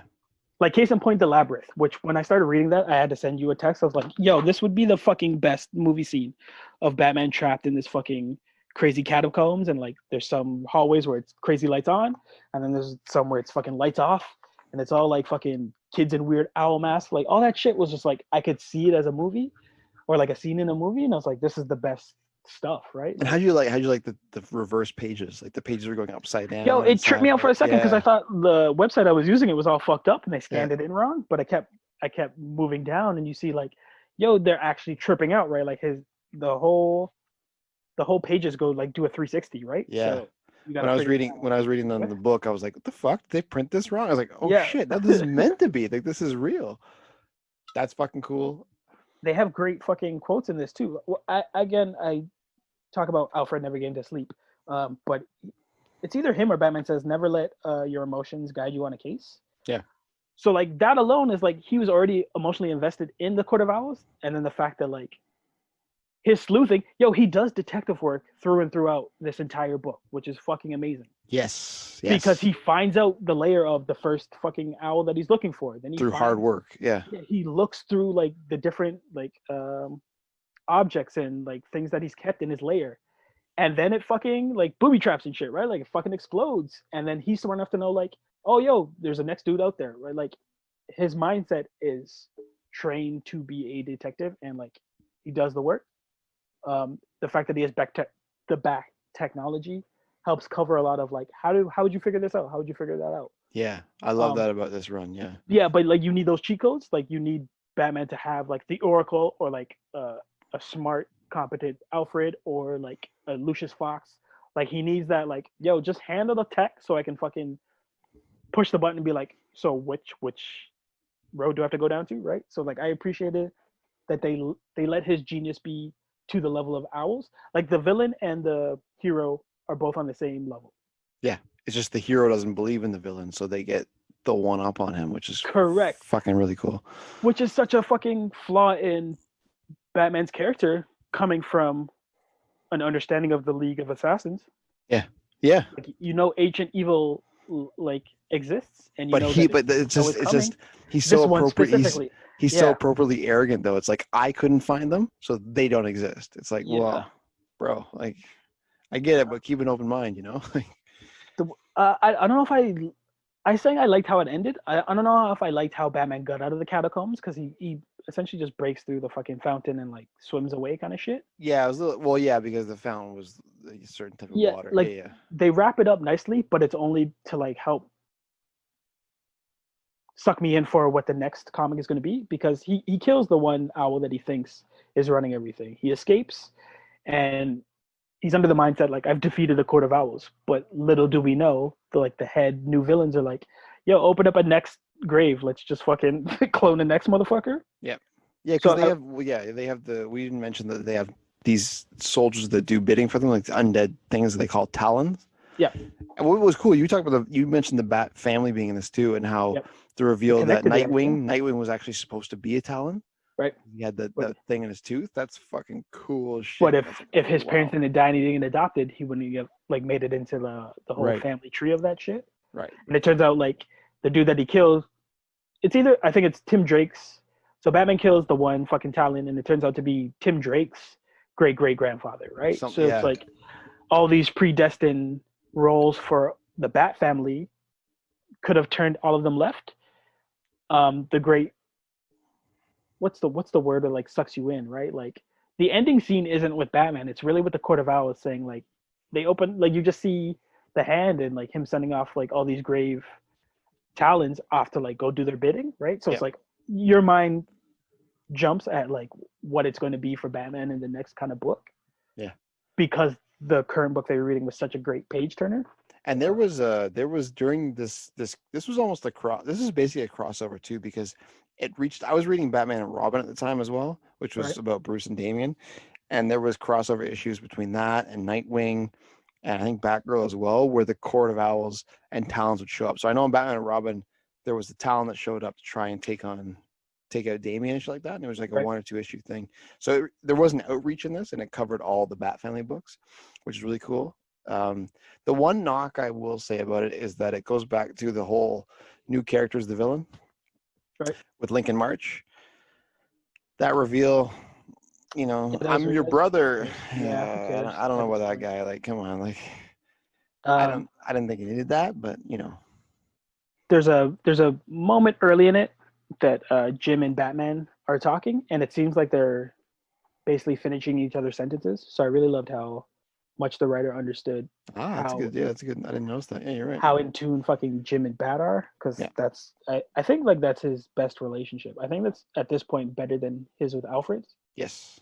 In most books, Alfred's either doing something like he must be tired of doing, or like makes the sarcastic joke, and Batman's just like an asshole. It's just like, well, I got to put on the suit then. Like, so yeah. It's nice to get Jim, who's like, I don't really have to take your crap. I'll help you out, but like, I'm not your servant. Yeah, it's exactly. Yeah, they have a good relationship, and they barely know each other, but they know each other so well at the same time. So it's such a cool relationship they have. Yeah, this one almost got you all the way into Batman's mind. It didn't. I feel like that was like a missed opportunity. Mm-hmm. Like they had the one great flashback, but like there was, especially with all of the sons that he had there, like there was a lot of I felt a lot of opportunity to talk about like their new history and like what they're building, especially when you consider that you're assuming all of them are lined up to be part of the Court of Owls. So maybe it's something they're building too, but like even the early nods of just like it could have been someone else, and towards the end Drake could have been someone else. Like you really want to understand who these boys are to Batman. Yeah. Because if you leave it ambiguous, again, like it never really looks good, Batman and like his extended family. No, him adopting a bunch of young boys. Like yeah, and then even at one point, I guess, Carrie Kelly or Kathy or whatever. Carrie Kelly, yeah.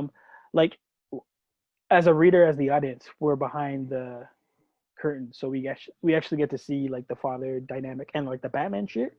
But if I'm just a random dude that lives in Gotham and I hear like this millionaire adopted another boy, it's like what the fuck's he doing? Yeah, I have a lot of questions. But anyway, this is a good read. It's all right. I think it's a good read. Dang thinks it's all right. So it's better than bad.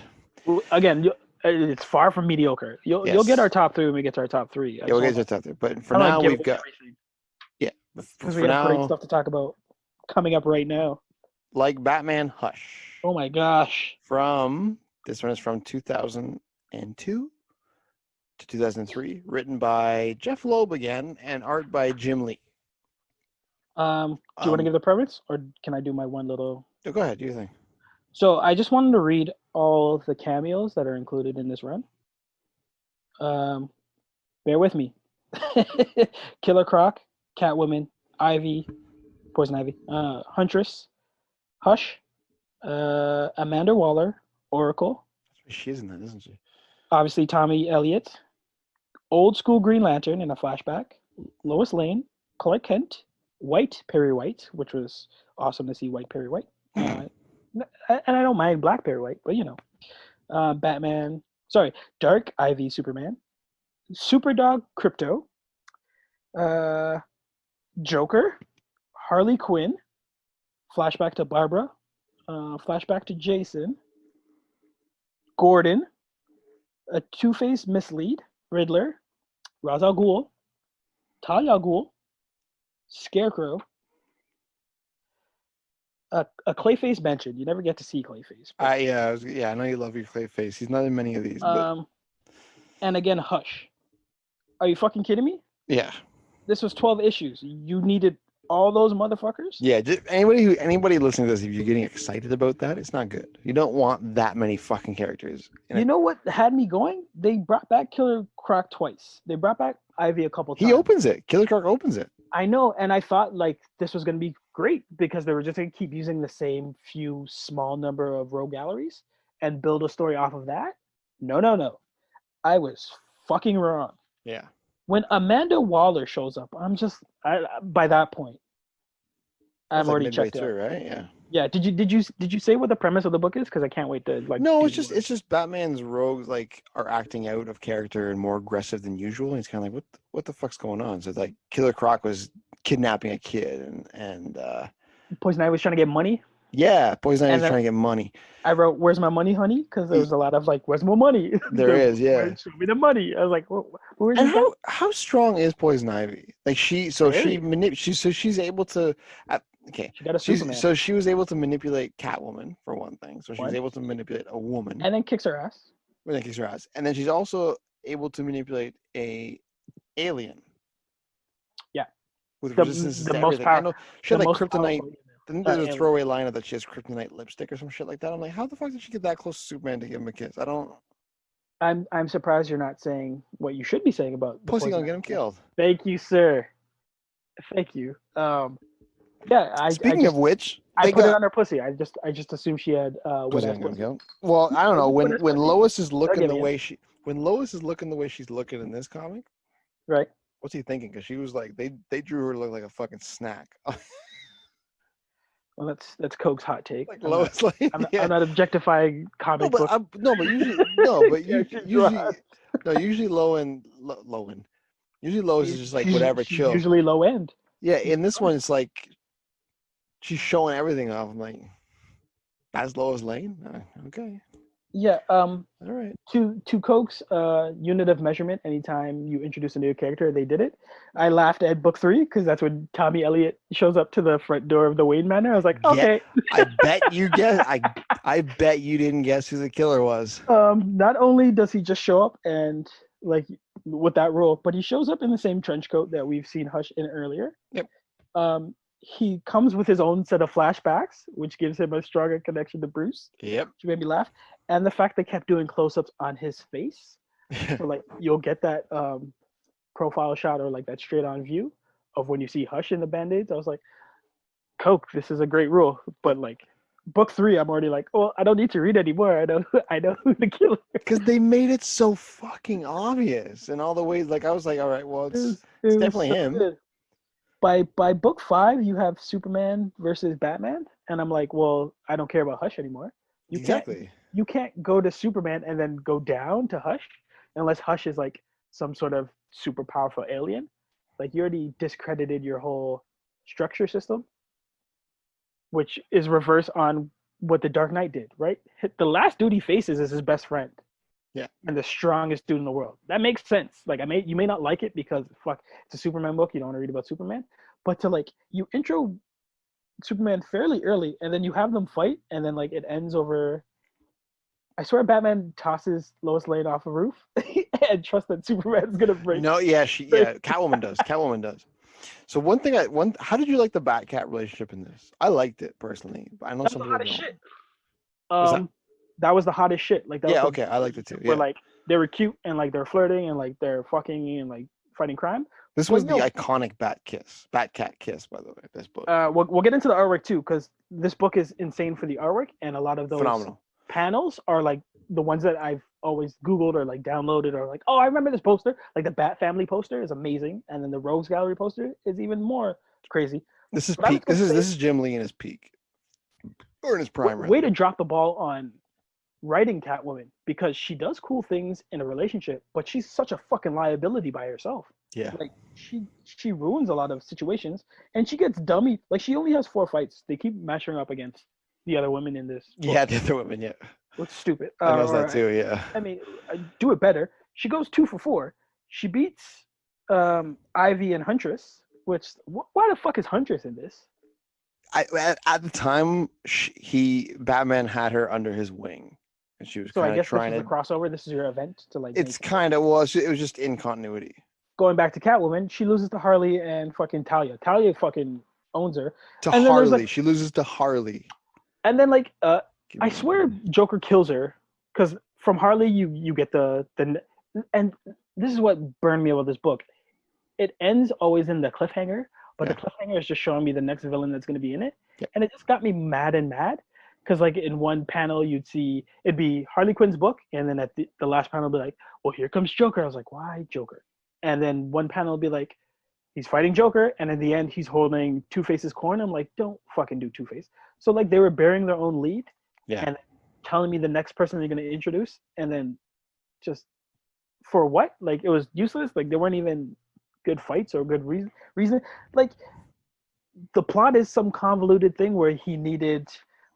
Let me go to my notes here. Killer Croc, Catwoman, Poison Ivy, Harley Quinn, and it had to reach the levels of Superman and the lows of Joker, and somehow this crime is from someone new who knows something old, or someone old who knows something new. Yeah. You're a fucking detective and this is your thought process? Get Yeah. the fuck out of here. Yeah, that's right. This book was terrible for a Batman, but on the opposite side, it was a beautiful fucking looking book. Yeah, the artwork's I have amazing. Yeah. the most notes about the artwork. Like this is the richest looking Batman. It looked like a fucking like he walked out of the 90s. Like I kept getting all that image flashback to that fucking when they ruled the world, and like all the comics were fucking image. Yeah. It has that polish, like it looks like a 90s cartoon. Like it's amazing action paneling. It's fast and furious paced and like stretched out. Like kicks are going from one side of the sheet to the other, and like glass breaking. Like the flashbacks are beautiful because they're like monochromatic. They're completely different tonality from how the book looks.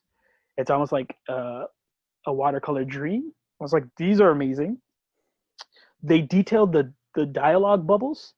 So like even Killer Croc has like a special dialogue bubble where it's like bleeding a little bit of green. That's right. Yeah, and his and like yeah, jagged around. right. I was like, And that's fucking awesome. His lettering's Iconic- all fucked. Iconic posters for Batman and Catwoman kissing, Batman and Superman. I think either standing up against each other or like punching each other. Batman and Nightwing both running. Like that was a great one. I said the Bat Family, and then obviously the Rogue Gallery. Great looking cave. So like I could talk circles around how beautiful it looked, but it's so fucking hollow, man. Yeah, it's not. Would you say it's worse than The Long Halloween? It doesn't. It's the same writer. That's what I'm comparing. It's Jeff Loeb's the same writer. I don't even know if it. Okay, for me, this redeems itself. With the And art? no, like the story towards like issue 11 and 12, like there's still fun stuff going on. Like Yeah. they do the nod to like Jason Todd and like like the flashbacks for Batman. I feel like this book understands Batman, but didn't understand how Batman works. It was weird. Like they understood his personal stuff, because like I enjoyed all the things like about all of his sidekicks and how he thought Tommy was mind fucking him with Jason Todd, but then realized like, oh, Jason Todd doesn't call me Bruce. Fuck you. You're not who you say you are. Like that shit was like, okay, like you understand Batman, right? So Yeah. this book for me redeemed in the final pages, but like in no point in the beginning did they know where they were going. It just seemed like they just kept adding people to be like, and this is another, and then, but then, and then. It's like, why are you introducing new characters? Which like, is funny because it's the same fucking writer from, you know what I mean? Yeah. It's the same. And then it's like, but then Two-Face brings it all down, and Yo, he's back as Dent, and then he's back as Dent, and then they include President Lex Luthor, which was big shit when that first was announced when he was running for office. Like that was a great run. That's We should huge, do yeah. something when he takes office. That was great shit. And like they Yeah, we talk about should. Metropolis. But like you have Tommy Elliott, and then you work out that like Tommy Elliott is a plastic surgeon who worked on Harvey Dent, so that's how Harvey Dent knew to like tell Harold about like Harold, so that fucking they could use the Lazarus pit to like bring back somebody from the dead. Like, yo, why are you so fucking convoluted? How simple was it to be like, yo, there's this kid from my background, from my childhood who came back and he's kind of a psychopath. Poor Harold too, eh? Easy shit to like take care of, but yeah, it runs circles around itself for no reason, and you're so drawn in because you're just going like it's such an easy read. Yes, Because it's it's easy beautiful and it's pattern. pretty. It flows like a motherfucker, and you're kind of excited to see like just the battles between the new characters. Because Killer Croc is drawn in a way I haven't seen in a long time. Like he's very reptilian. Animalistic. Yeah, correct. Huntress looks badass, but I don't know why she's there. Even Joker has like got a different kind of hunch to him. His issue's really good too, by the way. His issue's very intense. Yeah, because they understand that dynamic. Yeah. But you can't keep going to joke. Like you could have just done. This would have been a crazy book if it was Ivy, Catwoman, Harley Quinn, who we now have seen can hold her own like in current media and cartoon shows. Like she's such a great character that they've invented and like made a great rise to. And then Talia. Like if they played up how like Batman's exes are kind of catching up to him, and so you have like this Catwoman thing where that'd be cool. Vibing on her, they're making out, but like all these bitches from his past and shit are coming up and fucking him over, right? Like, so you really need Catwoman to like interject and be like, yo, like stop messing with her, like she's way worse for you, kind of shit. But for some reason you needed Scarecrow, for some reason you needed Oracle, for some reason you needed. I get the Green Lantern flashback because that's what bonded Tommy. But like you don't even get Tommy. Like you get Tommy for like 4 issues out of 12. Yeah. And he's the big like, the new Hush. I remember when Hush was a thing, where like they announced it was huge. The marketing was fucking on point. Yeah, you didn't know who it was crazy. You knew he looked badass, right? You didn't know what it was good like. He looked like Negative Man, but nobody knew who Negative Man was. Yeah. That's the other poster. It's Hush with 2 guns, just holding it up, and it's just yo, like who the fuck is this dude, right? And he brings down. You read the story. It's not good, man. And then his whole motivation is fucking weird too. It's like he's mad at Bruce because Bruce's dad saved his parents from dying. It's not even real him. Like what the fuck? It's like he's gonna be Jason Todd. Yo, and again, shout outs to the Jason Todd updated costume that they made for Tommy Elliott. Like I thought that was badass. Like when he did this was his 3rd reveal by this had the problem of being Mission Impossible 2, where everyone is just in a fucking fake mask and like I'm pretending to be someone else and they have a voice mod. Like fucking Hush just kept. I wrote here, so Hush is fucking Chameleon, and Chameleon is the fucking worst. Yeah, more. Yeah, Chameleon is the worst. That's all we didn't even mention him in our fucking Spider-Man Rose Gallery. Yes, he's just dressing up as other people to say like, I'm just gonna fuck with your head, but like. Trenchcoat Mafia, trenchcoat. Essentially, Hush is just a fucking mannequin. He's going to take on whoever else's vendettas or like problems with Batman he thinks there exist. Yeah. So, I can't remember what the original question was. I didn't enjoy this. No, it's stupid. It's from a reading or like writing standpoint, but visually, I was just like, I'm already in. Like it's so smooth. Yeah, very pretty to look. It's very pretty to look at. Like you said, it's very easy to read, but it's not like you said it perfectly. It's hollow as shit. It's just it went down like a milkshake. Like I know it's bad for me, but it tastes so good. And I'm just like, I'm gonna finish it to the last drop. And I get to the end, I'm like, oh yo, why my stomach hurt? Yo, why do I dirty shit now? Yeah. I drank a fucking milkshake. Like it's Hush. All right, you ready to move on to the last one? I think we can do it. Okay, last one. Batman R.I.P. from 2008, written by Grant Morrison, art by Tony S. Daniel, and a bit of Lee Garbett. Sorry. New villains. So I have a weird relationship with this one.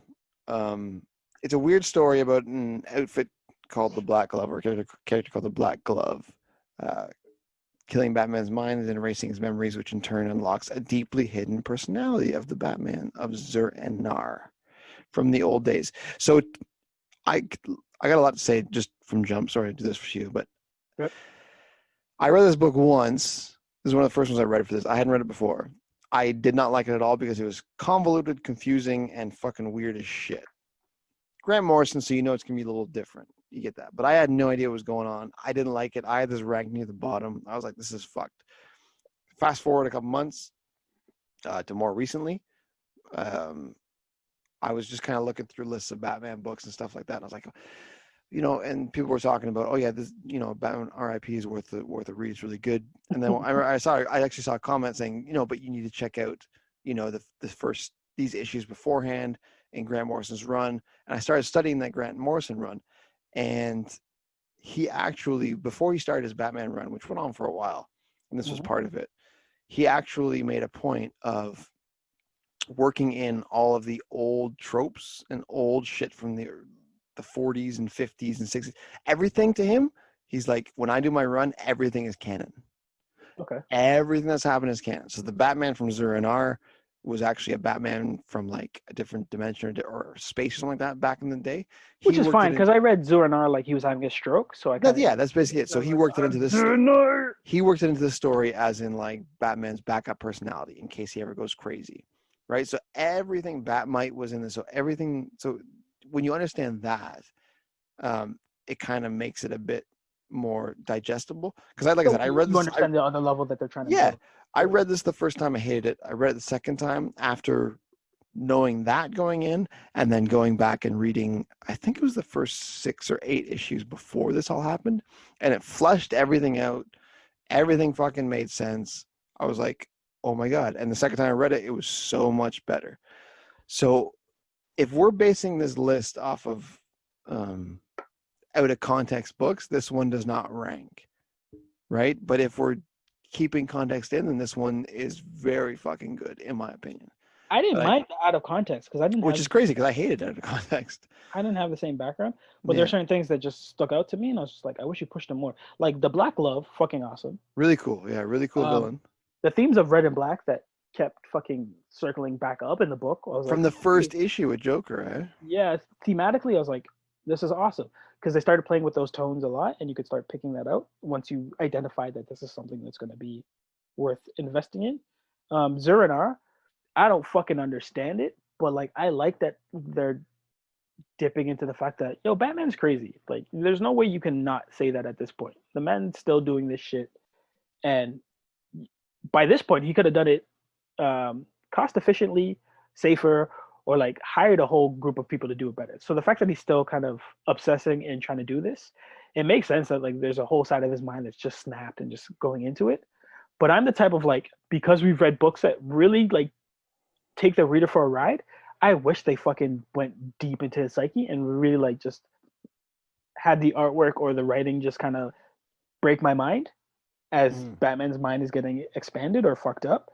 Because there's a lot of like, keep looking through the looking glass, and just there's a lot of like moves made in this book where are completely out of pocket of Batman as I know him, right? Like the whole Jezebel Jet connection and like falling in love with and like revealing, like he takes her into the Batcave and shit. Yeah. I was just, whoa, right? Like that's the Batman cave.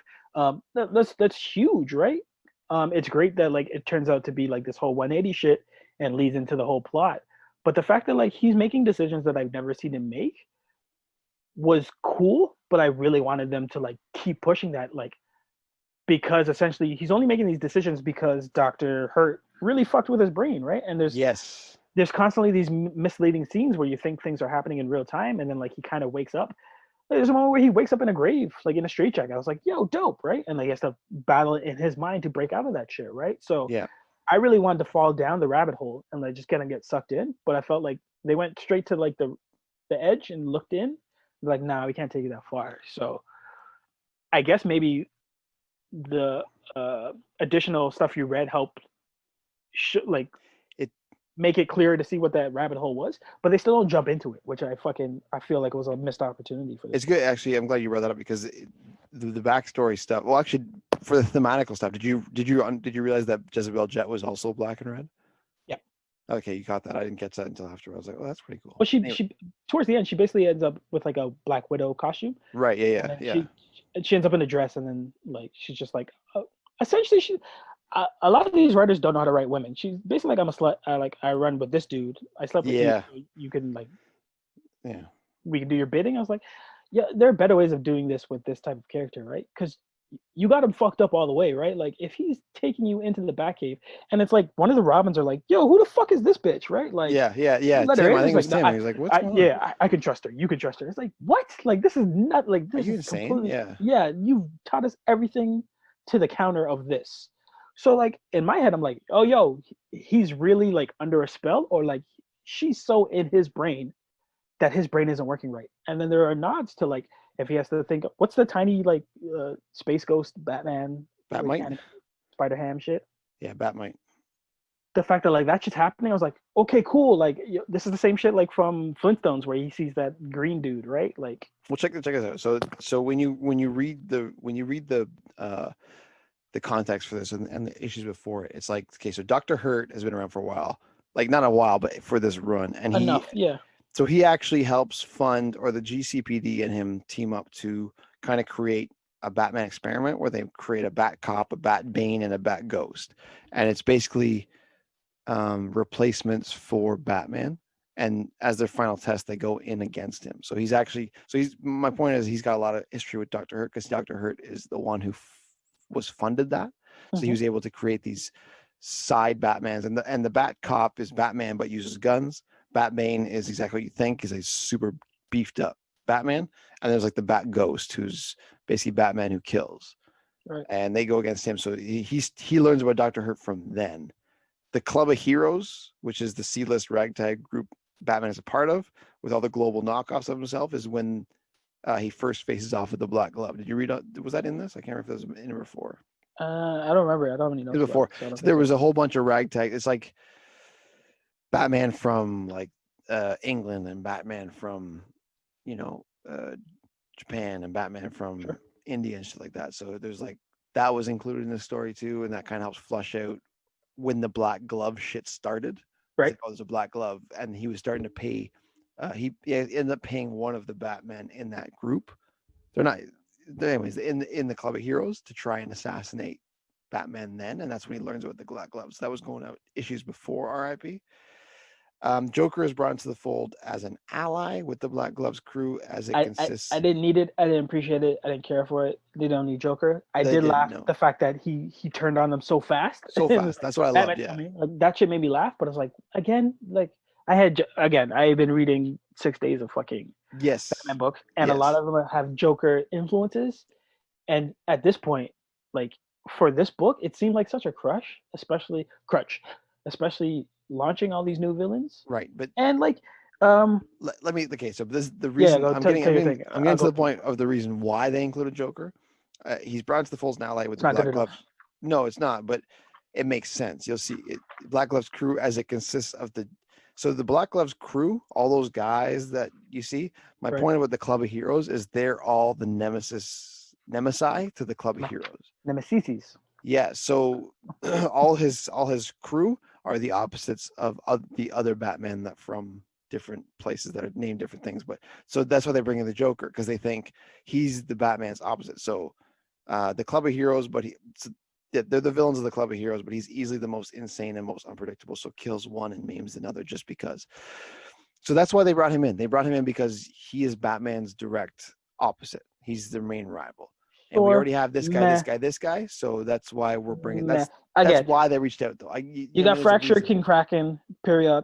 I think Charlie. Shoutouts to El Sombrero, who I thought was badass and fucking a luchador and just a hitman. Yeah, so they're nemesis. Cool. They're nemesis to other guys in the Club of Heroes. Which makes sense. Fine, but you don't need Joker. Again. No, they don't. But that's why they brought him in for a reason to counteract this guy. We're taking opposition. We both see the opposite side. Yeah. That's not really my main takeaway. My weird shit for me was like, so this is a book that includes Tim Drake, Damian, and fucking Nightwing Dick, but like Nightwing automatically has a squad. So I guess that's supplement material I didn't read. And Tim Drake has a squad, and like that's other shit. That's like I don't know these characters. I don't know why they just showed up and now they're fucking helping. But the one fucking dynamic with Drake that I wanted to hear more about was like he's having growing pains being Batman's ally, and Damian shows up all of a sudden like randomly, and he's like, I gotta fucking deal with this little brother now. Like I thought that was so much richer to fucking dive into. I could care less about the extended Bat family, and I really wanted more fucking Zur-El. Zur-En-Arrh. breaking of the mind, and I don't know where he pulled the red and yellow costume from. The purple. Yeah, I don't know where that came from. That was the classic look. So he got it from the garbage And heap or whatever. It doesn't throw me off. It's just like, where did it come from? And if this means you snapped more, show me how like I really wanted them to just dive off, like straight Gideon Falls. I wanted there to be a black red barn, whatever, and like my mind like feel like in a blender going into it because they kept knocking on the door. Like this is all about like, yo, we've assembled people that know how to fuck with your mind, that we have them so entrenched in your life in different places that you don't even see it, and by the time you see it, it's supposed to be too late. It's too late. Yeah. So what Dank and I are talking about when the Batman and Zurn are is that when Batman has a contingency plan, of course, for his mind. So if his mind is ever broken, which it is by the Black Glove, this second persona jumps into action to kind of protect Bruce, and that's the Batman and Zurn. And the Zurn meaning is actually Zurn means Zorro in Arkham. Yeah, there was also a reference of he's watching Zorro. Or Thomas Wayne's last words were, the sad thing is they were talking about Gotham. He's like, the sad thing is they'd probably throw someone like Zorro in Arkham. So right. Zorro in Arkham is Zur-N-R. If you take the first letters, from all those three words, Zo-N-R. And also, either in this book or the other book, they taught me, or I learned that Zorro means fox too, right? Like there's a couple the of fox, Zorro the fox. Was awesome as well. So Dr. Hurt, so throughout the run, even before this, there was random placings of Zur-N-R with graffiti all over it, strategically to fuck with Bruce's trigger word. Because not only was it, he discovered that it was Bruce's trigger word to make him crazy. What he didn't realize is that it was the contingency persona that would kick in, and he was highly violent, and insane and aggressive and crazy. But show me that shit, man. Yeah, I loved it. So that was kind of cool. We're talking about the Joker, but there was that part where Dr. Hurt calls him a servant. Yeah. And I was like, oh, he's gonna regret that. And he did. And he did. Right. I just love like how fucking essentially Joker just backed away and like moved. Yeah, he was gone. He's like, yeah, fuck. As soon as Batman showed up, it's like, all right, I've had enough of this, right? Like that was cool. I thought that was funny. Yeah. But again, like Joker's not a dude you need. But I'm glad if you do use him fucking sparingly, and they used him as little as they could. Yeah. Which led to how great his isolated scenes were. How'd you like that whole Bat Radio thing? That was pretty funny, eh? There's a great MacGuffin, right? Like, yeah, great. Why is this court here? This doesn't belong here. And like that was the one thing that was keeping Batman connected to whatever the real world was. Yeah, because you think he's just crazy. You think it's a regular radio, but it's got the reverse frequency on it. So he can actually hear what he needs to be hearing. I was like, okay, that's a Batman who's prepared for everything. Yeah. I don't know as much detective work has happened here, but again, for me, this was a great book for like, let's jump into his mind. Yeah, it's more prep work than detective work, right? Like, make it feel like he took some acid and like Batman's mind on acid is a whole journey in itself that's rich with a whole bunch of shit that you can just start bending and like tearing and expanding. Right. This was a book that was like, you're so close to it because you have all these weird characters. You have him doing things that he doesn't normally do. He's accepted a fucking like wifey. Like all this shit is complete out of pocket. And then you fuck him up with like, oh, yo, I gotta remember fucking Jailhouse Batman to keep my mind. And they almost had him. Like they had him buried. I don't know why they just didn't shoot him when he was in the grave. Like because they're stupid. They had to fuck with him. It's like that James Bond thing. Is like you can shoot me right now. But like, that's the scene for me. Like you put him in the straitjacket, you bury him alive, but then you just laugh and you just shoot up the fucking the coffin. And you're so like, right? So stupid. Yeah, you could have just easily killed him, but no. And for me, that's a great panel. I'm just like someone's just like, that's cheap. It's like you want some next? Like I'll shoot you too. Like yeah, exactly. It's hard. Like it's R.I.P. and he didn't really R.I.P. right? Like that's no. So not mediocre, but not far off of it. Yeah, like there's good things, but it's like there's more frustrating of like, yo, you guys are so close on something that like I would have fucking like really dug. Yeah. So what's your 3? That's the last one. So what's your 3? Are we doing straight 3 or you want to go like back and forth? Because we can say like positive shits about like why they're back and forth. Sure. I want to do honorable mentions because they're not making my top 3, but they're worth reading if you haven't read. Well, if we're doing honorable mentions, then just that because we just talked about it, R.I.P. is an honorable mention for me. Sweet. Just because of the whole additional reasons why. Just because the whole context thing, I thought it was like I said, it was I was just like blown away how bad it was the first time I read it, and then the second Right. time I read it with the context, how I was blown away with how much more it makes sense, and it was ballsy enough to do something different, and the fact that Morrison was willing to, or not willing, meaning to make everything canon, like Batmite, the Yeah, they really went for it. Batmite, the Zura-Nar shit, like it's all, It's a Hox Pox Docs kind of mentality of like, and okay, it's all good. it's a new Please villain don't. that actually works too. Yeah. Like some new villains don't. That one did, so I appreciate that. Um, It didn't go through the whole fucking Rose Gallery. fair enough. That's an easy way to make it on like a top 10. Like, don't use everyone. Like, be sparingly. Yep. My honorable mentions are great fucking books, but I feel they're great books for the villains and not for Batman. The Killing Joke, for obvious reasons, we Yeah. talked about it. It's a great Joker book. It's amazing on how much you understand that character more, and the depths that he'll climb to fucking really make Batman do something out of pocket. And for me, it's him killing him in the end. Again, the fact that it's ambiguous is even more on how classic of that book it is. A little overrated, but again, Yeah, I things agree. we got right are so right that it's like that's enough for me to keep you on a specific list. Maybe not the best, but way to get Joker right. And not everyone does that. And No, yeah, you got him really. That's like the definitive Joker. yeah, number 2 is Nightfall, which I feel would easily make my top 3, but I love this more for Bane, and I felt this was such a Bane book, and maybe like rep for Bane that I wanted to do more Bane research after reading this. I could care less about Batman. Like after his back broke, I was like, good, and that's how it's supposed to get done. Like I was such a fan. By the end of reading all of this, I was like, I don't even care about Batman, and that's typically not what you want from a Batman book. You don't want to be cheering the opposition, and for him to like I couldn't wait for Bane to get a hold of John Paul and break his neck. Like those shit is wanted. But again, for obvious reasons, that's why it couldn't be in my top 3. My number 3 with a bullet has to be Court of Owls. Um, it's just fucking good to see an evolution of Batman and them treat him smart enough to understand he's got enough money to finance the technology and the level of know-how of his hustle, which is being Batman. And 2, he's such a fucking detective that it almost breaks him. And I love any cop movie that they get so obsessive that they almost miss out solving the crime because they're so ingrained into their like daily life. And that's just a human characteristic. Like it's great to leave emotion out, and it's awesome if you can be biased and just have that logical focus.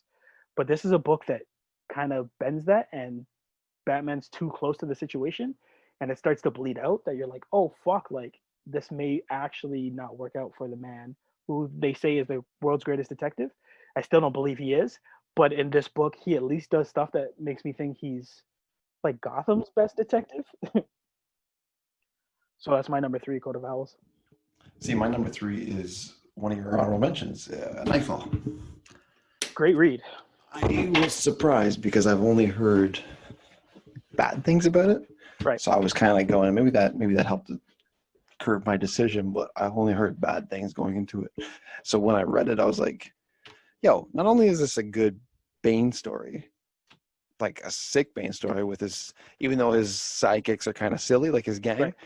it works. That third guy. But he had a goal. It took a little long to get to his goal, but he did it. And he broke the bat. Like I love when the villain wins. That's always a big thing for me. I love when the bad guy, especially when it's earned, and he earned that fucking win. Yeah, he earned it. He fucking studied Batman. He worked at Batman, and he raged all those clues, all those late night raging clues. But I got a raging clue. But there it is.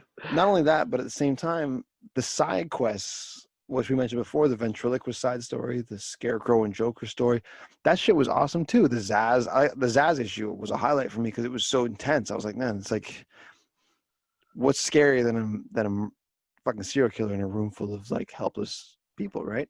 Right. With a SWAT team that doesn't know what to do, and Batman's like, I gotta do it. But he's already been through the ringer, so Batman's already beat up at this point. Like it's just a really good study of Batman and how much punishment he can take, and then correct.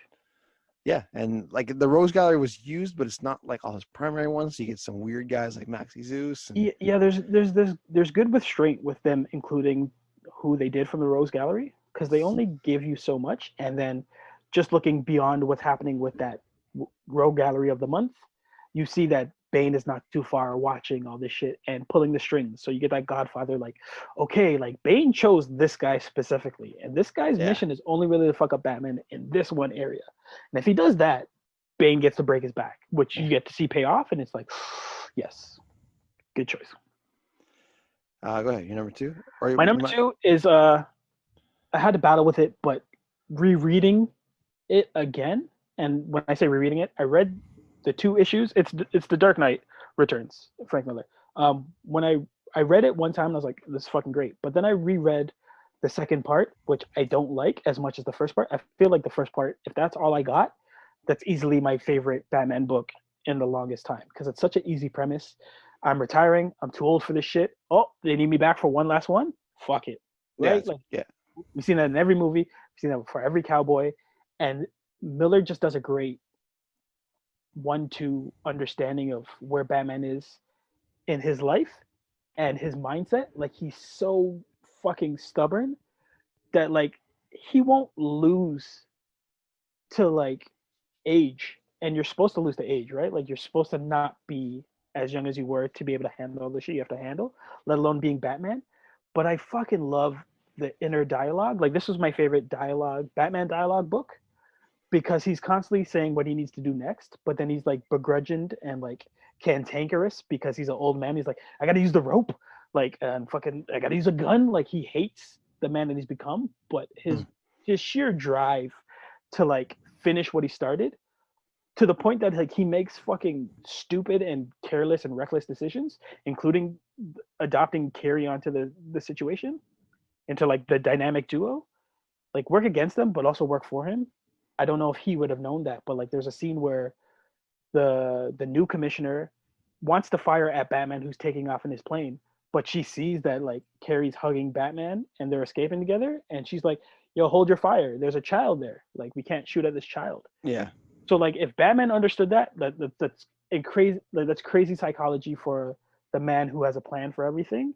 But if he doesn't, that's even more crazier. Like, he's so far gone, he's willing to take these like crazy sacrifices and put people into his life that have no business being there, especially for what the shit that he's trying for. So like, this book understood the limitations of the human Batman, but still let him go out with a fucking final blaze. And that's what the second book is. It's like his last stand.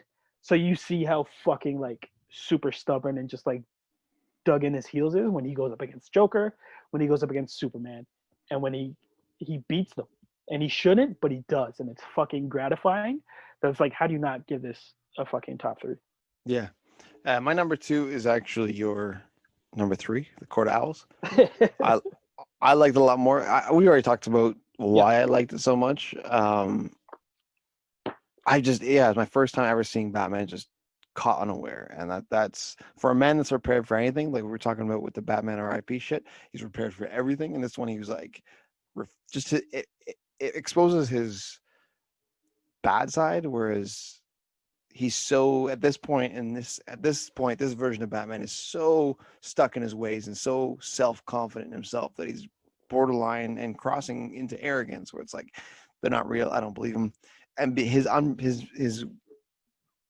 willingness, or not his willingness, his lack of willingness to be prepared for something that he doesn't think is real is almost kills him and almost fucking sends him crazy. And seeing him down in the dumps like that is gratifying, because he's never like that.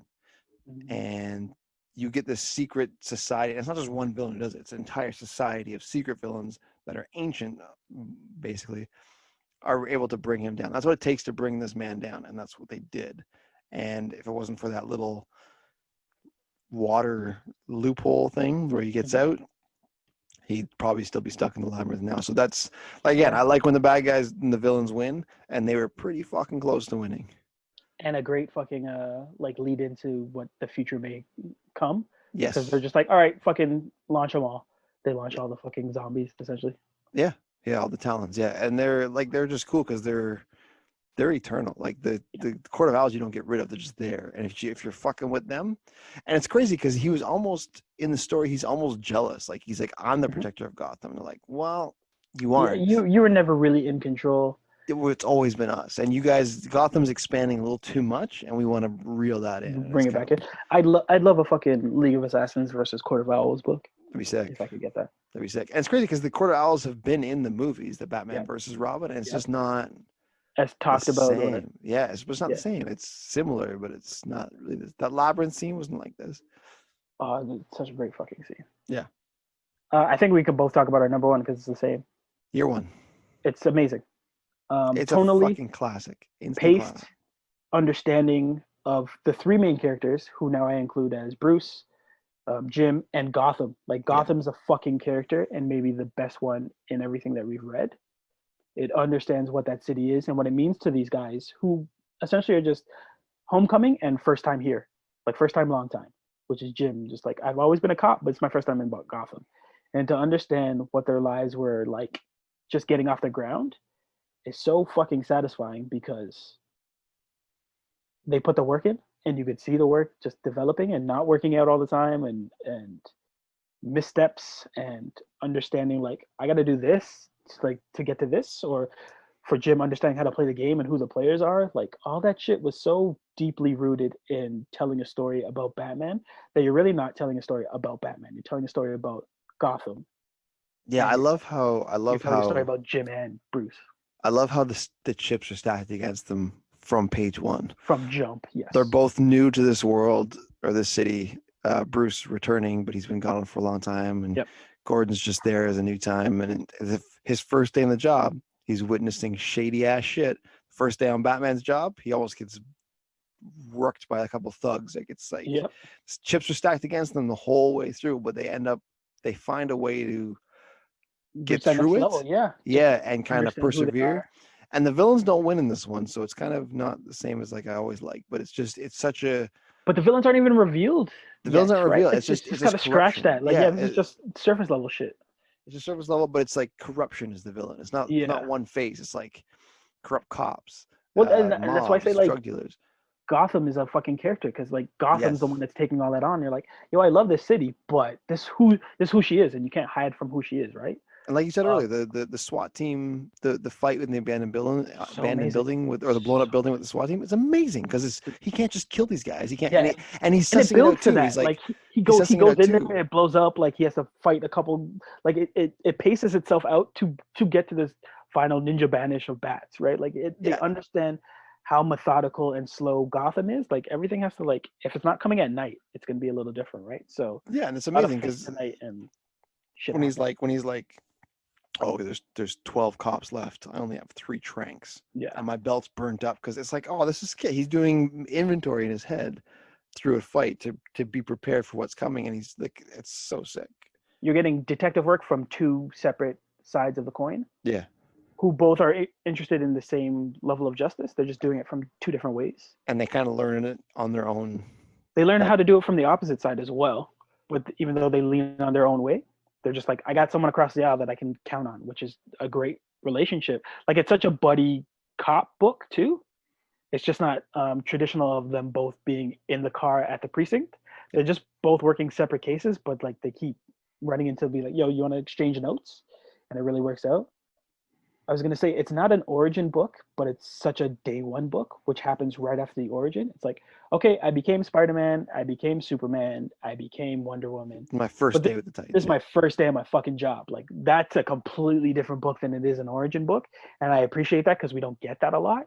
Right. And they did this so well that even the animated movie of this is so true to form that you have Bryan Cranston doing a lot of voice. I think it's fucking Kevin Conroy too, but I could be wrong. But Cranston holds it down for the monologue and just the angst and kind of the unsurety of what Jim Gordon's going through. Meanwhile, with his wifey at home who's pregnant, right? So like that's a whole other level that we didn't even talk about. Like, the pregnancy, throws Jim for a different type of loop, given all that he can't do, and is afraid of. So like his cheating hits on a different level. Like, there's all this ingrained stuff that's just like, it's so human, it's so emotional. They really don't give you all of this bravado, cape, Batmobile, larger than life villains shit. It's just like, yo, the first day was fucking hard. Yeah. And it's the writing shows up for that. Yeah. And that's the definitive list. Or that's the definitive Batman story, anyways. Out of these I mean, 9, it is from the experts, and if there's anyone experts, it's us, because it's we you know and I. if we know if anyone knows Batmeat, we know Batmeat. It's us. Before we wrap up, there is some stories that I think should have been on the list. Sure. Just to throw them out there. Batman Dark Victory, first of all. It's the sequel to Long Halloween, also written by Jeff Loeb and drawn by Tim Sale. So the same creative group, but it happened 6 years later. So it's written in 99. It's this, like I said, it's the sequel. It's much cleaner. The difference between the two stories, he runs through the Rose Well, don't give Gallery. him all that. I swear we're doing Dark Victory. We are, but just a quick Just thing. tell him to read it. No, don't give it. Don't give it to them. No, I wasn't going to Don't do it. Don't. We'll give it to them in the next one. Keep listening. Well, no, the problem with Long Halloween is that it was written in parts. 1, 2, and then he didn't know where to go with it. This one was written as one. That's the only difference. That's all I was trying to get at. You should have saved it. Shut up. The Death and the Maidens. Batman Death and the Maidens, written by Greg Rucka, drawn by Klaus Janson. I'm a Greg Rucka fan. I like his work, most of his work that I've read. In this one, it's a Ra's al Ghul story where Batman's destroying a bunch of Lazarus pits, and Ra's al Ghul tries to make him a deal to stop killing all the pits. Doing that. Yeah, stop doing that. Stop fucking my shit up. So it's a one villain thing. It's not a Rose Gallery thing. So right then and there, it's a bit more focused. It's a very good book. So is Batman Death of the Family. This is the same group that did actually the same run from Court of Owls, Greg Capullo and Scott Snyder. So Scott Snyder writing and Greg. So this was Court of Owls was kind of their first thing. The Death of the Family is a Joker story.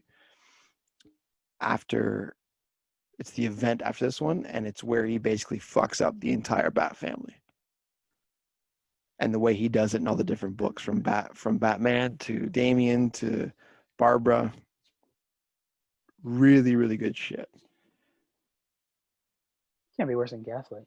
It's fucking not worse than Gaslight. It's great. I have one recommendation for Batman, and it's to watch Batman and Robin.